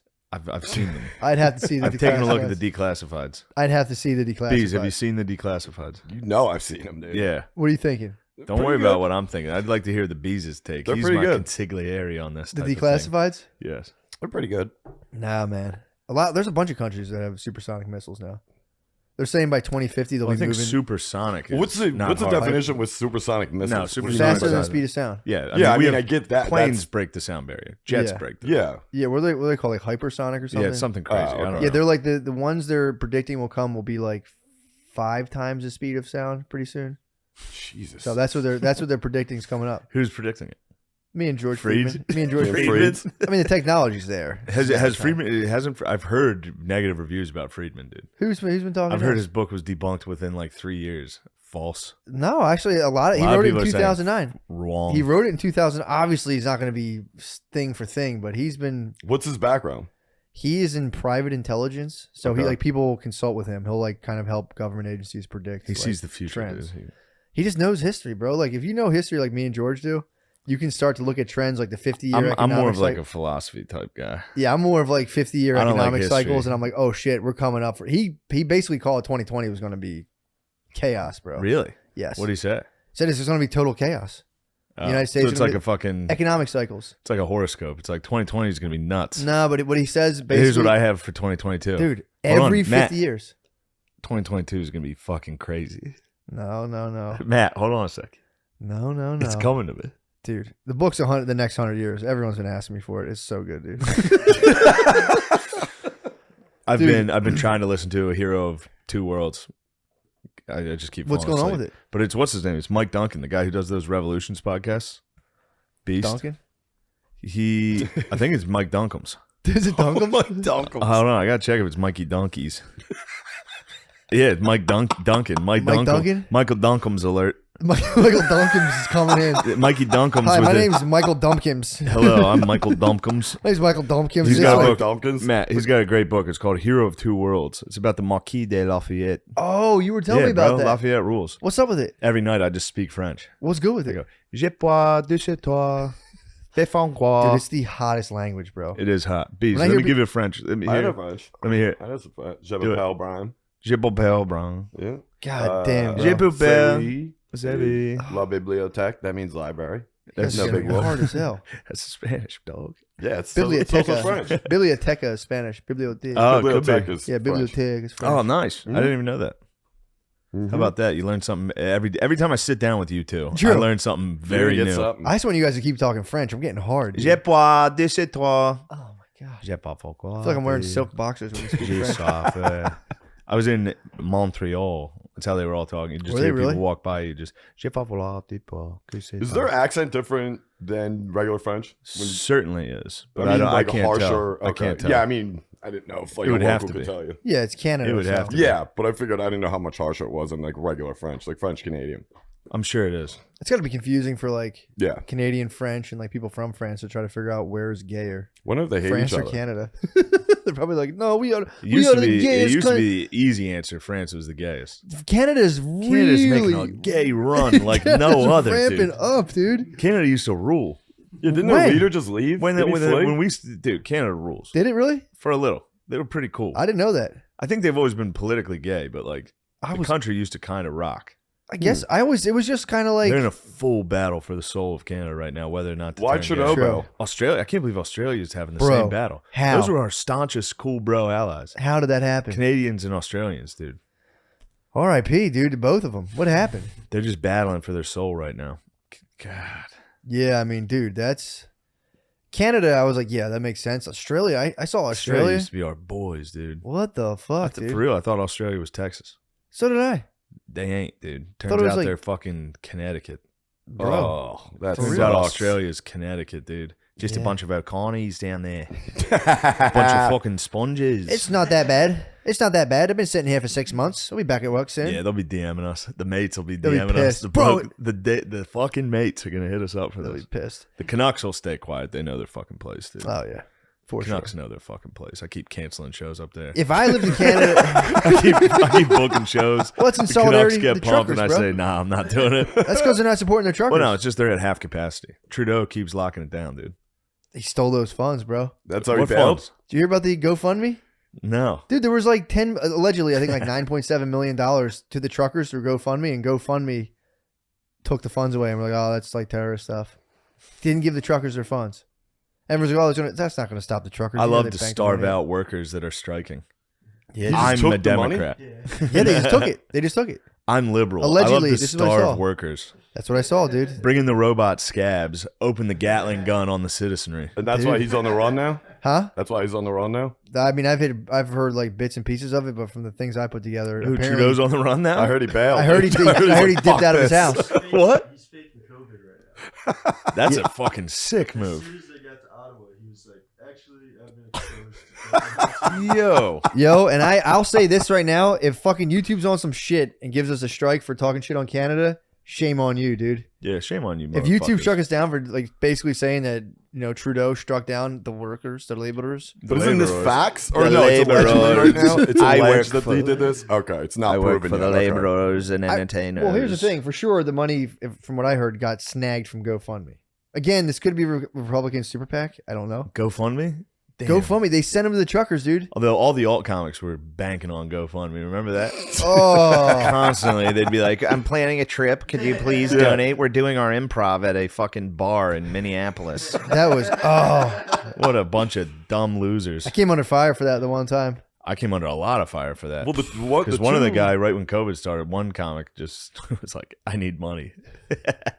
Yeah, that was. Well, there was funny. With the shape of an L on his forehead. there was a The two wanted money to get married in Vegas. yeah, there was I was that. like, get the fuck out of here. There was a And that's the two. One of them ripped off another comic from Philly. She Nice. had to move home. yeah. You got to be careful. you She got man. wrote him. It's time to go home. Improv comedians got to be Which, you know, careful. not They a got a bad lot of move. problems in that community.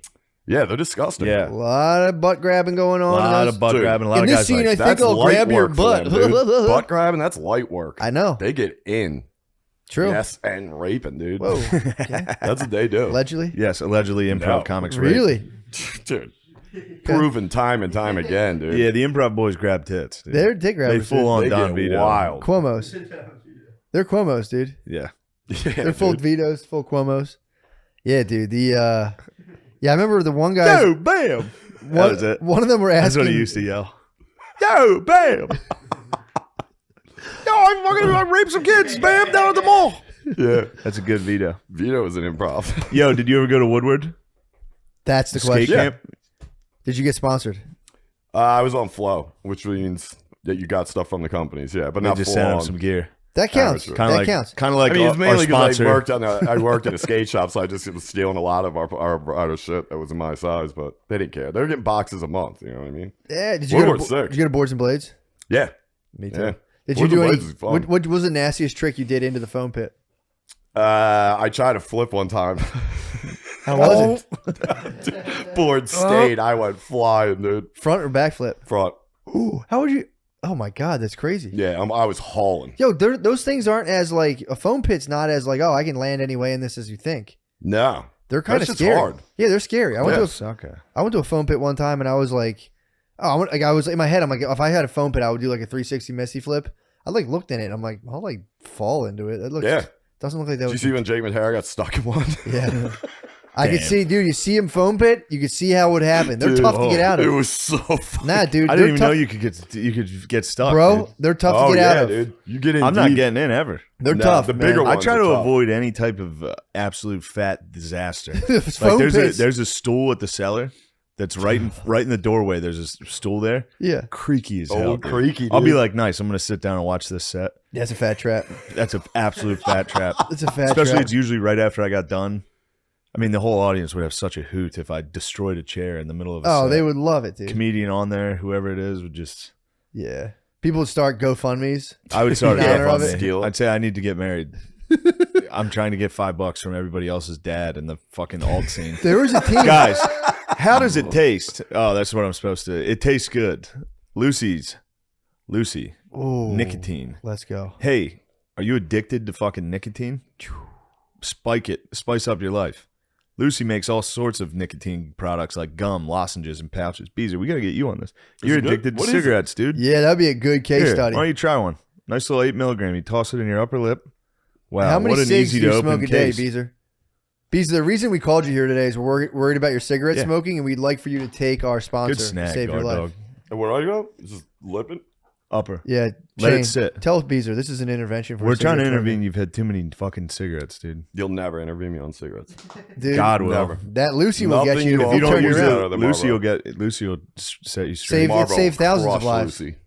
Lucy saves thousands of lives. Really? Yeah, dude, it's Oh, the yeah. best, most responsible way to consume nicotine. Yeah, dude. It's not going outside. It and probably- chain Minty smoking. right off the bat. I don't A lot like of it. veterans You don't have probably like it? helped. Shut up. Probably helped a lot of veterans. So Do when they you offer regular? Hey, guys. Is it cowboy flavor? Hey, Brian, B. What? So when you feel a craving, call up your girl Lucy and switch to a new nicotine product that you can feel good about. For once, This For kind of once, hurts. dude. It does hurt for the weak-lipped. you got a paper asshole. You got Yeah, a paper you got a fucking paper I'm asshole. asshole. chewing like a paper asshole. You got a dude. girl mouth. Don't chew it, dude. I didn't show it. I just All right, well, it looked like we took chew. you for your word. Check out Lucy's full-time products at lucy.co. That's lucy.co. And use promo code DRENCHED at checkout. It helps support the show if you use our code. Here's the part the lawyers make me say. Warning, this product contains nicotine. Nicotine is an addictive chemical. But you already knew that, dude. So if you're interested in a better way to use nicotine, visit lucy.co and be sure to use the promo code DRENCHED. Wow. That was, Wow. dude. That Wow. What an ad read. That's advertising. I couldn't be a better advertiser. I was a good salesman. You should have seen me selling I cars. believe it, dude. Thank You were you, man. horrible. I thought you didn't sell one. What the hell? Shut the fuck up, You said Brian. you got close to it. You're like, oh, it's going to cost you $30,000. Oh, no. That was bathtubs. Cars. Bathtubs. Yes, cars you did well with. Bathtubs, I think I worked 3 months and didn't sell one. Well, that was that Yeah. like scam thing. Of It was like, a full scam. Yeah, and yeah. They, They go to older people. bro, they just rented an office and tricked 20-year-old kids to go around and try to sell bathtubs. Yeah. If they sold one, they all got 10 grand. They came into my high school and tried to get us. Our high school allowed them to come into us during What? lunchtime and try to get us to join like a scam where you go to old people and be like, you need to renovate your house. And you'd hit them with like a weird Yeah, lower you're a high It's estimate. insane, dude. Yeah, dude. They You can't. go into old people, you say, look, dude, you guys can't keep using a tub. You need a walk-in shower. You guys are going to die. You scare the hell out of somebody's nan. And you Yeah. say, you want this old bag of bones fucking falling, and then you got to carry him down the steps? Yep. You'll be dead before sundown. True. That's what you tell him. You And you say, say, call my boss for an estimate. oh, that's a good, Phil. What? If you ever get a big plate of food, he goes, what are they, shooting you at sunup? That's pretty good. Classy. He hits my aunt with it every Thanksgiving, and she's always like, your plate's got more than mine. Oh, it's so fucking funny, dude. He hits my liberal aunt, dude. I told you about my liberal aunt Your lib bulldogging aunt? us Yeah, over the yeah. holidays. That was crazy. She bulldogged us. She has to, dude. I absolutely support anybody that doesn't go along with their family and coming in hot on any holiday. oh, yeah. Just coming in and being like, you fucking idiots aren't following the mandate. You deserve to die of COVID. It's like, yes, go off. Let's go. Let's go. Fight everybody. Let's do battle. That's treating you. That's a little harsh, dude. Dude, you're suckling on that thing. I mean, what am I supposed to do? Just You leave it just there? let it chill, dude. Look at me, cool as a cucumber, bro. Gardini, but he's like Guard a dog. Lucy model, He dude. swallowed it already. True. That Guard dog thing's tossed fidgeting. another one in there. I thought if I would have thought What you is popped this? a Mexican jumping bean. What is the schedule for these things? The schedule is I don't know. Like one's supposed to do you for like what, a couple Well, hours? it's- Depends I mean- on if you're how heavy of a smoker you are. Yeah, Yeah. if you're addicted to nicotine like I am, you keep using them and it worsens your addiction. But this is basically This is 6 tobacco milligrams. Suboxone. It's like 2 or I'm 3 just gonna get cigarettes. addicted to another drug. Yeah, but it doesn't have all the bad chemicals. That's It Lucy. just has nicotine. Lucy.co, promo code drenched. I'm surrounded by nicotine addicts. Yeah. Matt, you're a fucking stoner, dude. Nah. How dare you? I was stoning last night. Were you I stoning? was stoned up. Oh yeah, he dabbed on. I did a he dab. dabbed on fucking. You dabbed on. Welcome to the Yeah, I did a Gotcha. dab. And I didn't think it was that much. And then I blew it out and I was like, that's way too much. And I immediately lost it. I was like, Yeah, fuck. dude. How dabs are strong as fuck, right? Yes. Dude, that's what I was saying. Lewis took like fucking 11 of the 12 of these things. I was like, he was sad dabbing by the end of the episode, dude. He was like, he was all mad about this kid. Some kid got in his ass. And I kept looking at it. I was like, why are you sad dabbing, dude? He's hitting sad dab. There's nothing worse, dude. But I Damn. saw this video. So we're talking about this basketball game you guys have set up. Yep.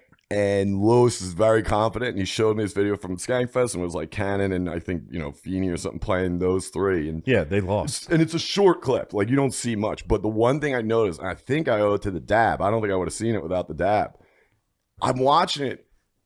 Lewis is playing Thank you, defense, Matt. and Feeney literally just goes left. He doesn't try a move. He Feeney- essentially just goes left. Lewis just watches him and gives up and walks over. I had him run it back. But that could have been Fat Lewis. I mean, he was thick Lewis, but it wasn't. Lewis is still thick, but Yeah. he's been working out since. Wouldn't- That was Skankfest like 2 years ago. in New York. Yeah, maybe 3. Yeah, might have, I think it was. Lewis Yeah. is longer Lewis than that. has dedicated himself to turning his body into a. Was dog. he there this morning? Grappling doesn't translate to basketball. Absolutely it's not. like the opposite muscles. Yeah, absolutely. Yeah. Not. It's two-hand basketball shot. It's over the There head. is 0% chance Lewis. I would say if I were a betting man, if I used something like DraftKings.com, Jesus Christ. I might put his over under at 0.5. Would you really? I would be shocked if he scores 1 point. I'd be willing to Really? bet. 0.5 is the bet on Lewis. You can either bet 0 or 1. I was going to say, is there going to be betting on this? Because I mean, there should Oh be. yeah. Oh yeah. There'll be bets. over under on the ankle. injury. Yeah. Injury, yeah. I played today. I praise How'd it feel? Allah, my knees stayed together. Inshallah Allah. How'd you feel after though? Like, I feel a couple fine. hours after? Yeah? Dude, I've been going That's to a personal trainer. I'm getting jacked. Yeah. But How's Dave Smith? Can he play? That's apparently the X factor. that's the Okay. wild. We got 2 wild cards. Tommy could be horse feeding and is terrible, and Dave Smith could be. He elite. was- I he think might have Tommy been. is going to be good for us. I think he'll be good. He'll be in I think shape. he's gonna be If very he's good. just in shape, we're good. he's in Which, yeah, incredible he shape. always That's what I'm is. saying. Exactly. That's what I'm saying. Exactly. So he'll be good, and he's an athlete. He's definitely an athlete. So- he might be our best player. Are He you said he playing played full in high court or school. half? Half. and then to what? 21 or 21. We said 21. I said 21. They thought that was outlandish. 20. why? That's Because standard. they didn't play basketball. Grow up. Yeah, I mean, Jay was like, "Do you know how long that's going to take?" It's like, "Yeah, dude. Yeah. We're playing hoops." we're hooping, bro. It's going to be. He's worried about smokes. Give him a couple of Lucy's. He was coughing today. Was he Oh, really? We dude. were playing by the third game. He was coughing. He puts them away. He puts them American spirits away quick. And those things take like 20 minutes to smoke. They take forever. And he cranks them. Damn. He needs Yeah. a loose. I was cranking some of those for a little. You cranking them cigs? Yeah, I got into a cig phase early. did, I When remember I that. moved to New York, I was smoking cigarettes a little. Mm. I remember that. It's a nice thing at the con because I wouldn't want to dip at the clubs. True, 'Cause yeah. You look like a fucking fool. Yeah. So and it's a nice way to leave the room and go True. outside. Stand out. And So smoke. you're getting hit with a convo. Someone's like, "How do you do this? How do you go out there?" And And that's the end of the combo. I can't too. help you, bro. Yeah, I got to catch a cig. There's Yeah. nothing I I can got to do. catch your hot snack. Give a flick. Walk out on him. Jar of crap after the cig. Come into the stands bathroom. Dump out loudly. Walk out. Some guy's like, "I'm a big fan." It's like, I got to smoke another cig, dude. I'm like, "Sorry, dude. I was just crapping. I was crapping for my cig. I was dropping craps." As soon as you talk to anyone, be like, "Yo, nice to meet you." Yo, I probably smoked like 4 cigs today. I keep smoking. Probably smoked like 4 cigs. Yeah, within like 1 year of moving here, I was smoking cigarettes and doing cocaine like a cool guy. that happens. That's no way to live. It's not. Yeah. It's not at all. I don't do that stuff anymore. It's good That's you good. overcame your demons, dude. It's good you overcame your demons. Tonight might get a little nutty. I'm Or not doing, Connie's I'm not B-Day. doing any cocaine tonight. Yeah. All right. I will have a couple cold pilsners, but I have training in the fucking morning. What time do you do that at? 11. That's It's, not it's bad. too early for me. Yeah, what are you talking about? Yeah, it is pretty I early. gotta wake up and do fucking CrossFit Where do you workouts. go to do this? It's up on Steinway. Okay. Yeah. Is it at a gym or is it like you just go to a park? It's a gym. It's a no. just run around. Let's do a Rough Rider Run around workout. with I mean, by the bums. way, if a guy was just like go run in the park 3 days a week, that would help me out tremendously, dude. He's just grifting you. He's like, I don't know He's anything like, about this guy's this. so out of shape. I just tell him to lay down. Dude, I used to Do LA. one I was sit-up. working at LA Fitness, and I would just be like, I used to wing it the whole time. Like, we're gonna do push-ups. Like, how many? I'm like 20. To exhaustion. I just have 20 every time. Bro, he 20. hit me with push-ups to exhaustion yesterday. Dang. Jesus. Like 3 sets. You of should that. have fired back with modified. I started modifying. Drop the knees. The last one I had to modify. Did you dude. modify? I mean, I had to go to exhaustion. So by True. the end, yeah. True. You got to Yeah, it modify. sucked. I balled out on the first one. I got like 27. That's good. And I was like, nice. I got 27 this. push-ups? Yeah, then That's the next good. one was like, I hit like a wall at like 10. My arm, I Yeah, got you- shot yeah, so you- quick. You exhaustion. You should have just went straight modified from the very, or just done like wall push-ups. Yeah. Put the knee down. Like, dude, I got Yeah, In this grade whole school, time I they made thought the girls CrossFit- do modified and the boys Yeah. did regular. Yeah, the girl push-ups. I've been crushing CrossFit for years. I didn't know this guy was CrossFit. Oh yeah, I yeah. thought it was just Who Tommy's is this trainer. guy? How'd you find him? It's Tommy's guy. Oh, Tommy okay. goes to Oh, him. he's gonna have you like deadlifting and shit. I've been deadlifting. What? Yeah, I've been doing deadlifts. Dude, you're gonna be boxing out like a Squats. madman, I'm gonna bulldog those boys. dude. You're So gonna who own do you the paint. cover? Are you taking Lewis? Lewis or It Smith? seems like either the one. matchup's pretty simple. We're gonna here with see. you. No, we're gonna see. I'll be Smith probably. We're gonna see Yeah. who's the better defender between Matt and Tom. True. I'll be Yeah. nasty, bro. I'll take the left hand. I'll take the right hand away. Yeah, And, it's gonna and be- whoever it is, you can just come off Lewis and double team as Exactly. soon as Dave drives. Are double you team. opening this up to the public, like telling them where you're playing or no? No, Okay. no, I think they'll just. no. The public. The Are you gonna play Legion, where you played Legion of today? Skanks Might does just not film need it. to be there. Yeah, Okay. Yeah, they don't like that. Yeah, What kind of backboards we talking? it's a great gym. It's a nice indoor gym. Oh, it's indoors. indoors. Yeah, it's oh, indoors. nice. Okay. yeah. yeah. All Yeah, right. Lewis is gonna. I guarantee Lewis has that spaz shot. He will. As a kid playing in jeans. He'll be shot. half court in it. Yes, He's gonna have that like bro. I'll show his you. feet I'll hit show his you butt when when he shoots. Oh, dude, he's two-hand dribbling, dude. No, He's a two-hand dribble. He's not leaving the earth. I know, true. He's looking down, dribbling, and then he goes. Dude, It's two-hand dribble. That's his shot. Dude, the best was a spaz. The kid with like long nails in the basketball team Oh, who was it's the spaz worst. shot. Just catch a ball and be like, just Spaz take a triple shot. pump in the air. He will try and move. I guarantee he tries Oh, to he'll move. be, yeah. Like either between the legs or just behind the back pad. He'll fuck It's gonna it up. get- Huge. I'm thinking Tommy on Lewis. He'll be stripping the ball from him. Well, I'll Lewis shut isn't down- going to touch the ball. You don't think he'll ever get the ball? He's gonna be wide, bro. He is a liability. He's that bad? Can I'll show anyone you shoot the tape, on their bro. team? Like, can Jay shoot from the outside? About as well as I can, which is like Okay. fucking 1 in 7. It's gonna be So you'll Smith. be in the paint. Smith's gonna be Yes, their shooter, yeah. and I'm gonna have a hand. That's in what I'm his face saying. the Yeah, all right. entire So I know time. nothing about Dave playing because he was actually pretty unconfident last night on his team. Yeah, if That I were shows him, he But he knows might have been- basketball. That shows he actually knows That's what basketball. I yeah, mean. that's worrisome. Yeah. The other two were very cocky. Oh, when I ran that highlight reel back for Lewis, he got sad. Yeah, I'll show you. I At think the end he of this, tried to I'll show you skate Lewis past and that Jay highlight. playing. You're going to be like, we're in the money. Dude. Oh, okay, good. Dude, they And then just give today up. playing, I was worried about Jay playing a lot. Not saying he played bad and that I totally dominated him, but Yeah, we're good. yeah. You First time I weren't played in like 10 years. We're good. worried. Yeah, you weren't worried I'm about. going to play every Tuesday until then.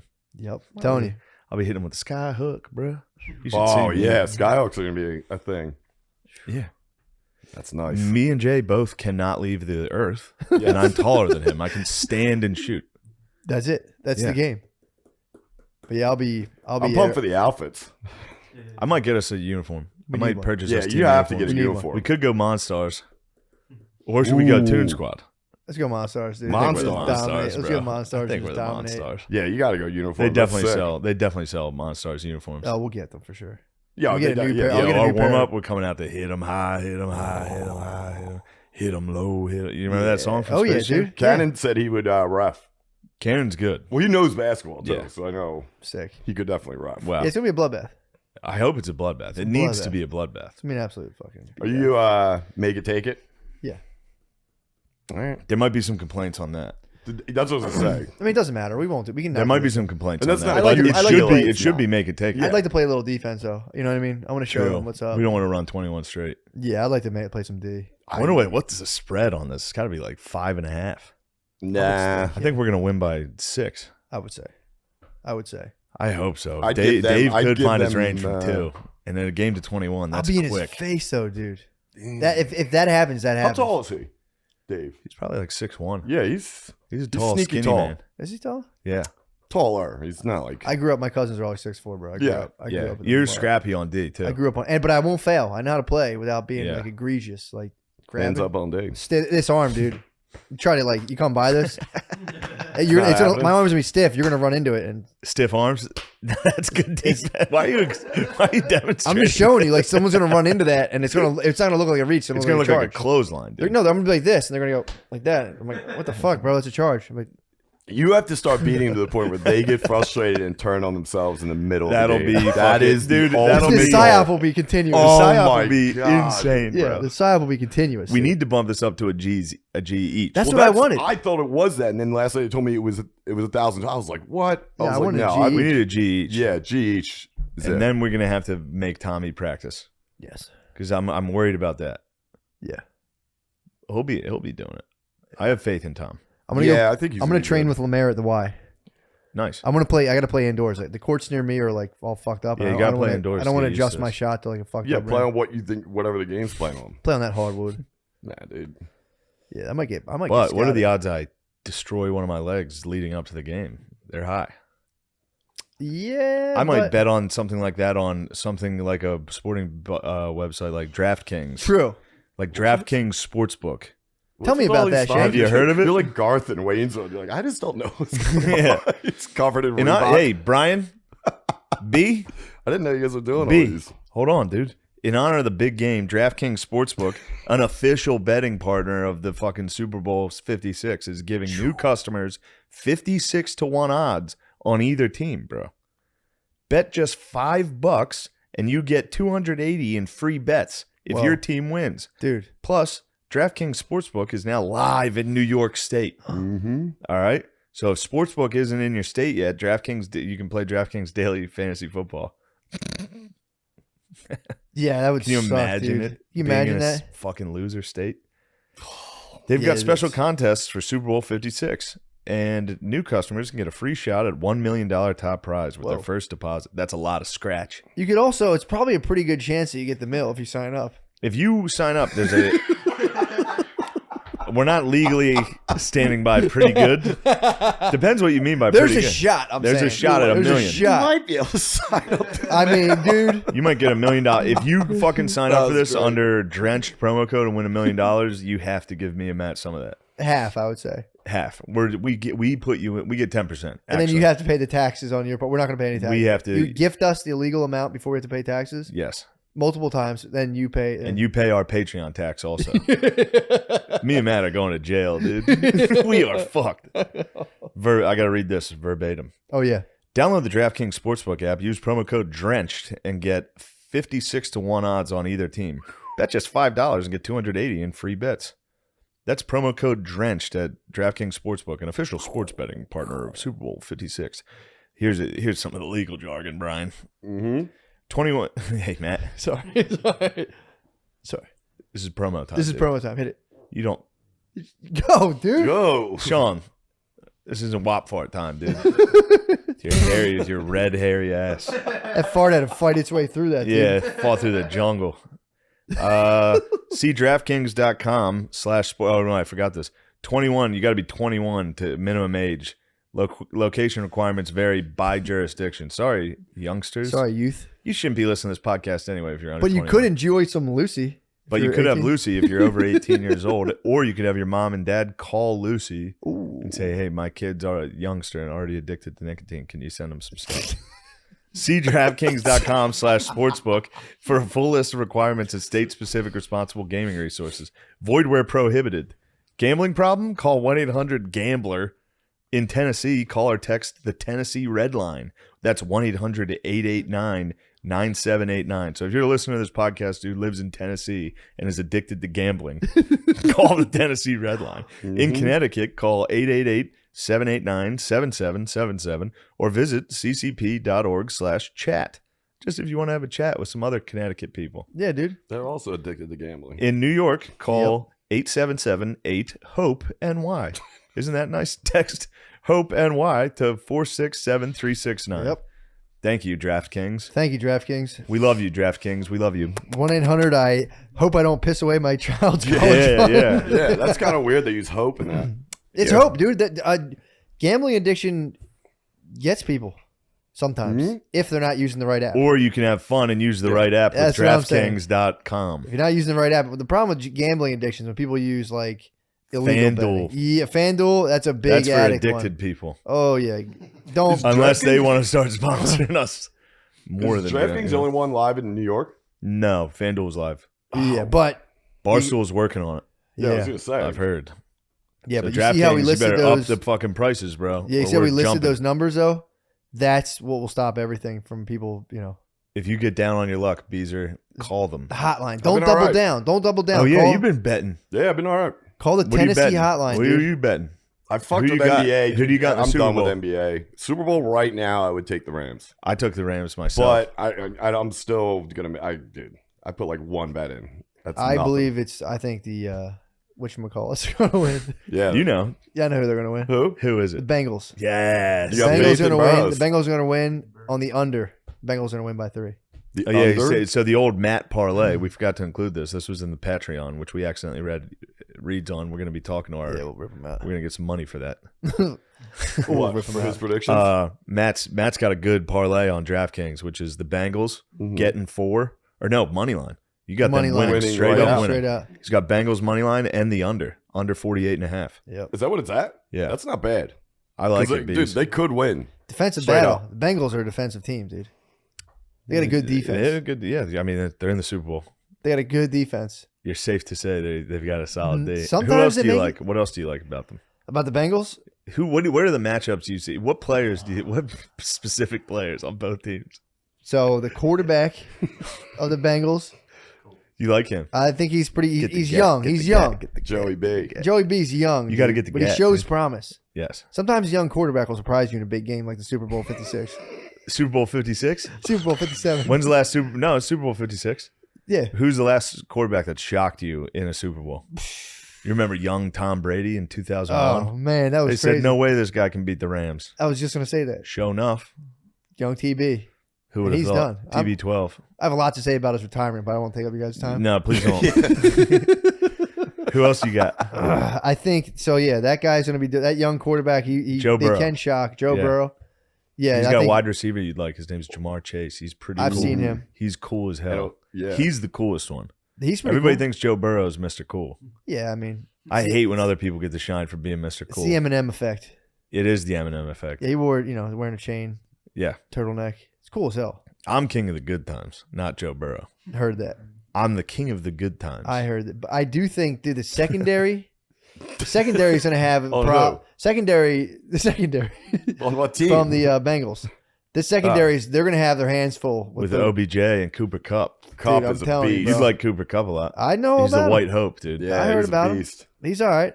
But Got a guy for Stanford, dude. He can gun it. ultimately, I think the Bengals secondary is going to get it done against the Rams deep threat. The Rams will have some impressive runs. But you can check us out on DraftKings.com. Yeah, DraftKings, baby. I do like your bet, actually. I'm It's telling not you, man. bad. The under and the Bengals money line. I If you got hit a this, I'm gonna feeling fucking that tonight's gonna be. And if I hit it, I'll get like $9,000 or something. Didn't they say they'll give me like You'll 10 get a times lot. the amount?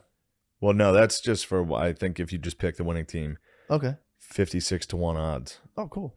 But I think I'm not going to get into the terms Sure, don't get into the I don't want to have to go. I would don't hate have to get into Don't the get back terms into legalese. of our sponsor. This podcast is brought to you by Lucy Yes. and Sports Books. Stuff. Sports. But the Bengal Sports and Tigers. nicotine. Yeah. Dude, I'll tell you what, man. I mean, those are things I do love. This is true. I'm addicted to sports too. Yeah, these are your passions, dude. Those are my passions. Don't let anyone wrong you for your passions. Who's Bees. wrong you?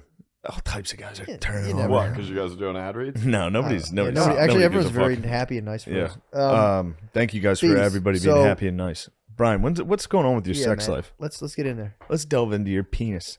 Yeah, It's what's going up? good. Hotel tonight. I'm pumped for that. You're gonna lay the pipe. Ooh. I'm going to try to. Yeah. What's the art of seduction? Okay, we've been through this. I did this to him last time. He was on Brian. and grilled him about sex. No, Can you but it's please tell us so how you funny. seduce? Well, yeah. Dude? I'm I gonna. don't have to. I If you're I in a opened up- relationship over 3 years, you don't need to seduce. Oh You yes, you must do, seduce. dude. You must turn Nah, up your then seduction. you're doing something wrong. No. You must turn your seduction up at that point. Yeah, you can't just constantly take the pussies. No, it's almost like writing jokes. When you start out, you're writing every single word, and now it's down to like 1 or 2 words. Can get Yeah. you like 10 minutes. That's gotta- me. I'm like with a look. Bro, you gotta. You go gotta, like that to your lady. You gotta stoke Drenched. the coal. You And gotta she stoke goes- the she's coal. like, yo. She goes, "Yo, B, you got me all wet. You gotta stoke the coals, Yo, bro. B, my pussy's all wet now." She's like, yo, I gotta go. I'm fucking horny. Yeah, I'm like, true. what? How do you stoke the coals, dude?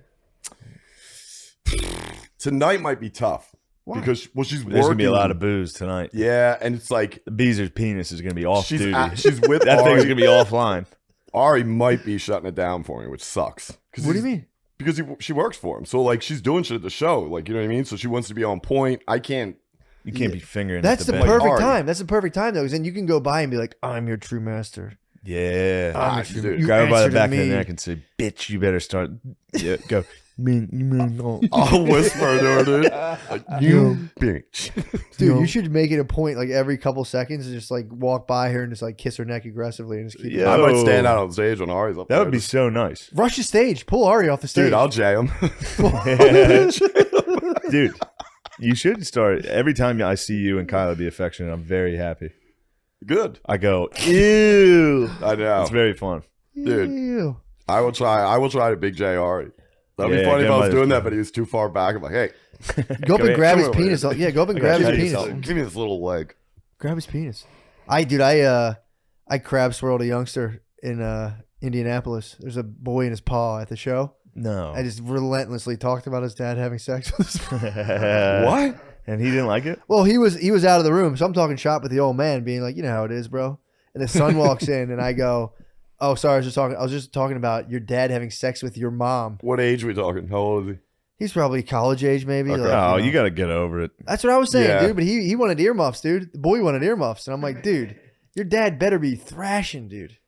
So, Good looking pa or no? I would say the man was a good looking. I'm not gonna say I'm not gonna trash the man's looks on live air. Did you guys see their mom?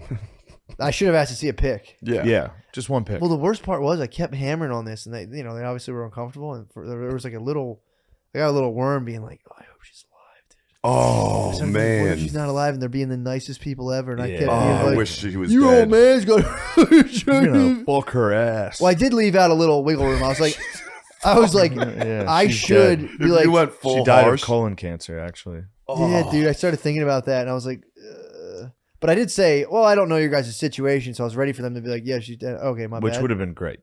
I know. It would have been very funny. True. I ran into some buzzsaws this weekend. in Did the you city. really? Oh my God. What'd you get?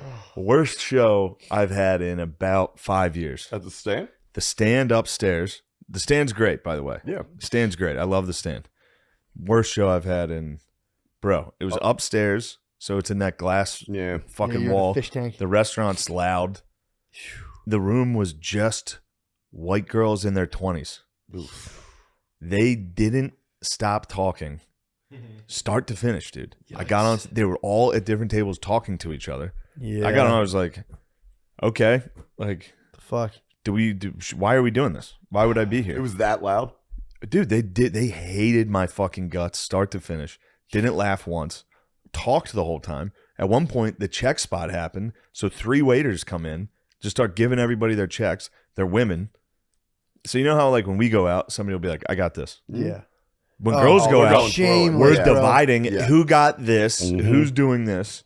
I'll Venmo you. It's like, well, don't you have cash? We should be, dude. Oh, it's brutal. Nightmare. So every table is having a girl fight over the tab. Girls at that point start getting up, going to the bat. Like 5 different girls got up. Jesus. Dude, I was literally just standing. At one point I stood. I saw the timer. I stood for 30 seconds in silence. The room kept talking.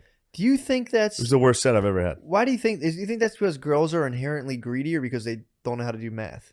I think the check comes... One of those. A little bit of both. I think the check comes, they're all like, you want to do it? Yeah, usually a guy's here. The tips. Usually a guy's here to pay it. Usually a man is here to pay it and figure out the fucking tip, all that. Oh, man. It was...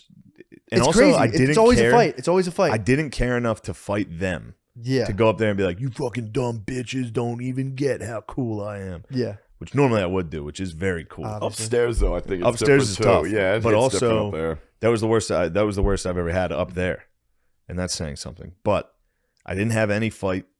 I literally stood there. The guy gave me the light. I was like, "Get in here! I'm getting the fuck off this stage." Done. Yeah, I didn't have any fight to try to get out of it. It was sad. So then I go to the cellar, and a guy. There's a booth like from me to that cup, like it's close from the stage. Mm-hmm. They're getting kicked out. Then a minute later, there's more people at the booth getting kicked out. Same booth. This is all during one set. Then the guy that got kicked out first, ran back inside to chug his drinks. And I was like, "What's happening now?" Because I would get the crowd. It was good. And then I'd lose them and like be like, "Oh fuck, it's this." How many people are at this fucking table? Kick this whole table out. What? It was a table that got slowly kicked out. One by one. But then one guy came back and chugged his drinks, and I was like, all right, actually, he rules. I do respect that. Like, while people are like pulling your arm, like, sir, Yeah, being fuck like, sir, you have to leave. That's actually kind of a sick move. Yeah, I had It some is. rough ones. Yeah, man. A lady that- threw up the other night. Jesus. This At is the cellar? this weekend. Another show, a lady threw up in the room At the cellar? at the cellar. Stunk the whole fucking room. Oh, my fuck. God. How close was she to the stage? As far as possible, which was It's even great. worse because you don't know where But it yeah, came from. and you can't see. Did you hear it? No, you can hear you hear some gasps. Oh. Damn. Yeah. It's, As I a didn't- cellar comedian, I can relate, dude. It's Bro. gotta be tough. Let me tell you something about being a cellar comic. Ain't nothing better in the world. Ain't nothing sweeter in the world. Dude, last night I got off with this dude. It went well, and this one guy walks up to me and he's like, "Hey, Brian, come here, man." And I was like, "All right." He obviously worked there, and we went to this back booth. He's like, "Here, have a seat, man." I was like, "All right." I sat down. I was like, "He's like, SIX." So he's like, "Yeah, I gotta get paid. I want to get out of here." I was like, "All right, thanks so much, man." God damn it. I thought he was gonna be like, "That was really great," Yeah. That's hilarious. Yeah, it's always a bummer. but whatever. Yeah, I had a good old time, man. You were having fun. Yeah, I was teasing the Indianians. I remember dude. those days, dude. Back when bro. I was just a youngster. Now I'm a grizzled vet. True, dude. now I you're don't- a grizzled I vet. don't What do even you have- what do you like about the lantern or the cellar? Or Oh, the you I'm mean the sorry, underground? Underground. Village Underground's more like a road room. Yeah. It's a big room, so you can really do well in there. But the classic, the cellar. Dude. Yeah. I mean, that's a small, packed room. Mm. That's what us comics like to call a kill box. All right, that's where our job. Now, hold on. We take you down to the kill box and lead you on a spooky journey, you know? True. And you have to confront some truths that you didn't think you were going to have to. And that's what I like to do. Did you see the Eminem ride on the Peloton? No. Dude. What? Did you do it? Oh, yeah. Yes, I did. I Yo, tried- have you seen my Peloton? What you got? Have you going? checked my score? I haven't checked. Dude, my personal trainer makes me do it every other fucking day now. You've been killing. What's this? Been hitting what the is it? pelly. Eminem?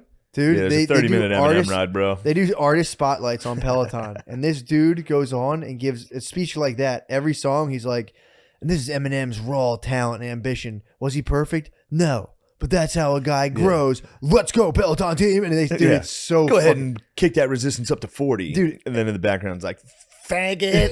It's an Eminem song. It's the gonna be whole a time. big- He's dancing the whole time. He's like, it's the funniest. It's the best. The dude I was rules. looking The at the dude one absolutely girl. rules. There's one girl with like a big afro, smiles the whole time. I fall in love with her. She's What, such a sweet angel every time. What song? I don't know. One time she was doing like fucking EDM. Nice. I just fell in love, dude. Yeah, the girls are tough on there. I try The to. girls are ridiculous. They smile at you the whole Yeah. time. They're like, "Let's go." Yeah, dude. They start dancing. They all dance. They all dance, dude. They I've all never do done it. You ever Peloton, dance while so you're on it? Yeah, I have actually. I did to the Eminem. I danced on the Eminem. The guy was. What'd you do? The guy was having such. I was just copying the dude. The dude was. Dude, it was so funny. I was you trying danced to. on the pelly? Yes, I did. I was getting in the I groove. go like this every time they start dancing. I go, I did that first, and the guy, I'm telling you, you'll lose yourself on the Eminem. dude. Whoa. You'll lose yourself, there you dude. go. Nice. I lost Whoa, dude. myself. Take it easy, Stan. I'm telling you, you'll lose yourself, dude. I can imagine. I used to love Eminem. Are you psyched for the halftime show? Can't wait for that. Is he on the halftime show? Yeah. Dude, the halftime show is Kendrick Dre, Lamar, Eminem's- Dre, Snoop, Mary J. Yeah, dude. Auntie Mary. Get some of that busy. Auntie Mary will be It's, sick. Me and it's a Bees- good halftime Me show. and Brian listen to Mary J. constantly. I love Mary J. We call her Auntie Mary if you're like really down. No. That's racist shit. Yeah, that's pretty racist. Okay. Strike that from the record. Yeah, Matt dude. was being racist. Fair enough. Edit that out. Actually, enough. edit exactly where he said we call her this. Put a bleep there. Oh, guys, What you got? What you got? Farm Bill complaint. Oh, wait, hold on. Hempycampers.com. Hempycampers.com. Is that Delta 9 THC. Hempycampers.com. Hemp derived Delta 9 THC gummies. Farm Bill Song is spelled out. compliant Delta 9 THC. The THC you know and love, now in legal form, quickly and discreetly shipped to your door. Get stoned illegally in the comfort of your own home without having some dude like 25-year-old Matt come to your house and talk to you about ancient aliens for 45 minutes. Edibles, tinctures, and so much more. Use promo code MSSP. HappyCampers.com. Now, that wasn't even one we're getting paid for. That was just a fucking that's a handout hookup for to the boys. bros. Hempy campers. Yeah. Hopefully that's legal. Sorry if it's not. So that's We were going, just that's out and joking. about now. He's Yeah, it is. It's Spud was giving me the rundown. How do the you other feel night. about that? You That's good? great. That's a good ad. Yeah. All right. It's a great ad. It's a good ad. My own brother twisted a knife in my back on the ad read. Yeah, what's going on there? You seem a little salty. Did you know he said that? I know. Yeah, I know. all right. Were you included in that? He was telling. I saw. He sent me the email. Oh, I was hoping he didn't. I was excited when I saw it. I was like, this will be fun. I would have laughed. I giggled when I read it. Of course. I would have giggled. Then. It was funny. Very funny. Also, that's not a really, he needs to know his audience. This audience would give an arm and a leg for you to come over and talk ancient aliens for 45 True. minutes. And I could. I would too. I could. No, you couldn't. You don't think I could talk? Please ancient aliens talk ancient aliens right now. for 45 minutes. Not 45, but I'd like to hear some. What are you thinking? I mean, first thing I go to is the Mayan pyramids with the guy carved into the stone. Clearly in in the his rock like fucking that. rocket ship? Yeah, clearly in a fucking rocket Is that ship. the one that the Greek dude has the pin of? No, he has a pin of like just an airplane that somebody drew. Maybe I never seen that one. There's like a carving of a fucking jet that one of them made. I didn't see that. I'm big into the guy at the Mayan thing, just sitting like that. What's his name? George Tsoukalos. That's That's the son of the guy from NBC, George Tsoukalos. There's George Tsoukalos and there's George Tsoukalos. European gigolo. Giorgio Tsoukalos. Giorgio Tsoukalos Giorgio Tsoukalos. is the son of reporter Tsoukalos. George Yeah. Tsoukalos. Yeah, that's it. Stephanopoulos? What is that? Bro. That's on the mines. Oh, Yeah, dude. what are the odds? This is him and David Duchovny. Huh. Yeah, David Duchovny knows all about fucking aliens, dude. Yep. He did Sex X-Files. addict. Oh yeah, He did yeah, X-Files. Obviously, the truth is out there. Yeah, it's Fox, dude. And sex True. addict, dude. There you go. David Duchovny's a sex addict. Yeah, Who's that? sex I addict. don't know. Rip, Must dude. just be a Duchovny. just a jack dude. It's Fox in his old days, dude. Man, But yeah, I mean, you can get in- Tsoukalos fucking rules. Does Ancient Aliens get into the Anunnaki? I never watched it. I'm not sure that they. We do, were just Matt. here to mine gold.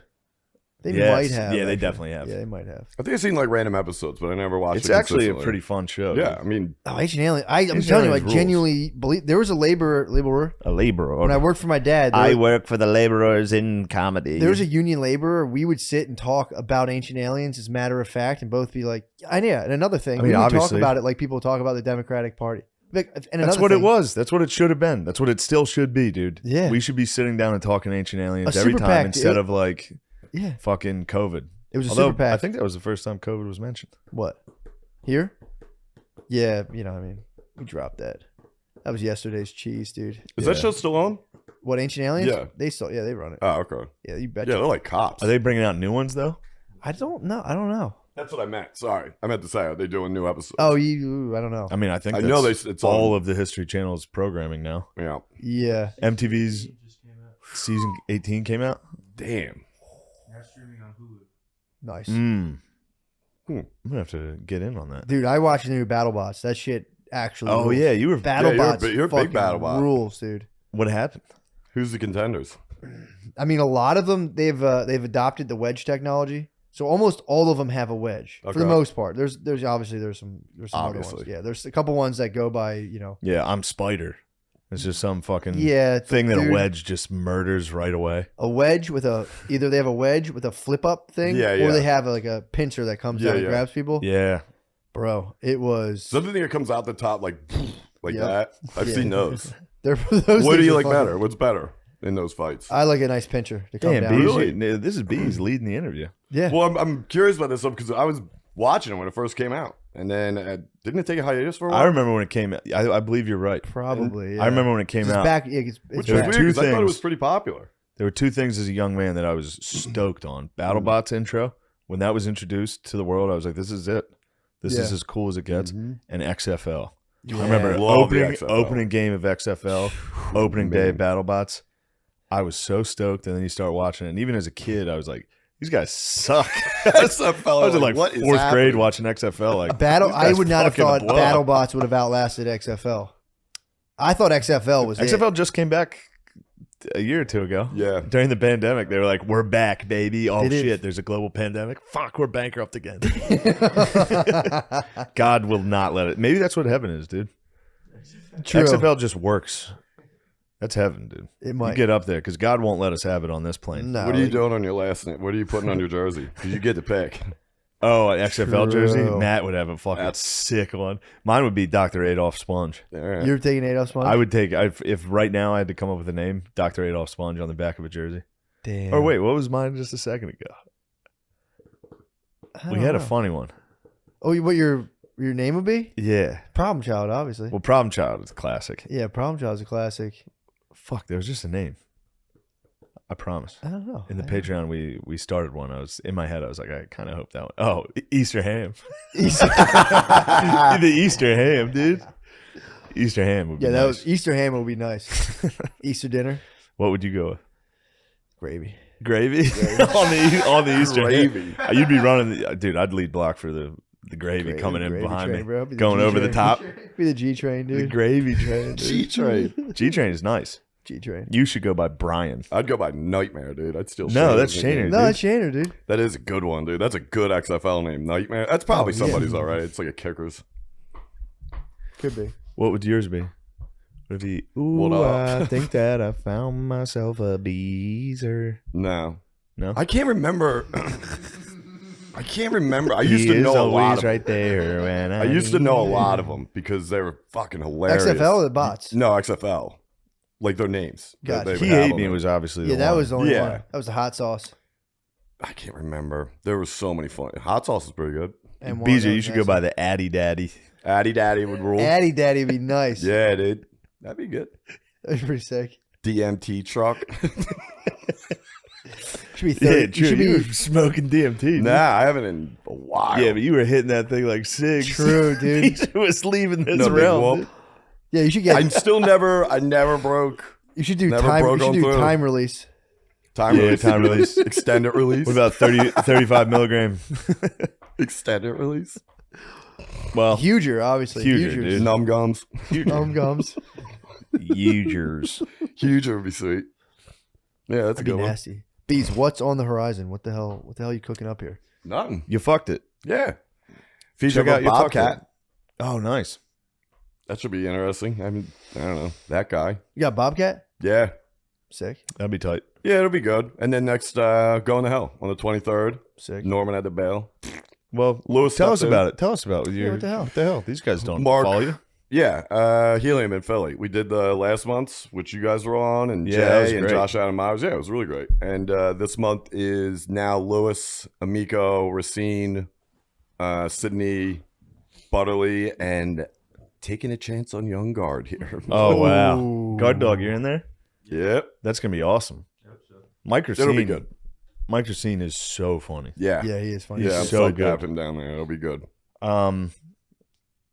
I have the only thing I have Providence, which is all sold out.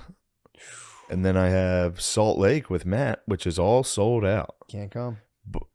And then March 3rd, this is the one I need to sell. March 3rd, 4th, and 5th, West Nyack, Levity Live. I was just there last night with Big Louie CK. Oh, yeah, they go. And I'll be there tomorrow with Big Louie CK. Nice. It was great. Nice. It was great. It's That's cool. awesome. It's cool to be pals with him. That's at Levity Live. Yeah. That place looks really good.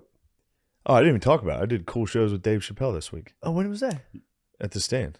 And then 2 days later, I was doing cool shows with Louis C.K. Dude. Wow. I said, wow, what a great audience. Wow, what a great show. Chappelle's show, it's a very funny difference between Chappelle's Yeah. crowd at the Stand was all like hot, cool people. Yeah. I was like the lone honk. Does he always changes the red lights? That's only at the end. Okay. Yeah, I saw that. that's just Sets the the after mood. party where It's me pretty and, sweet. me and Dave chill. It's not a big deal. Yeah, I heard it got a little rowdy. I didn't Got get rowdy at the party. Little rowdy I didn't with get the rowdy. staff. I didn't get rowdy. No, not you. Yeah.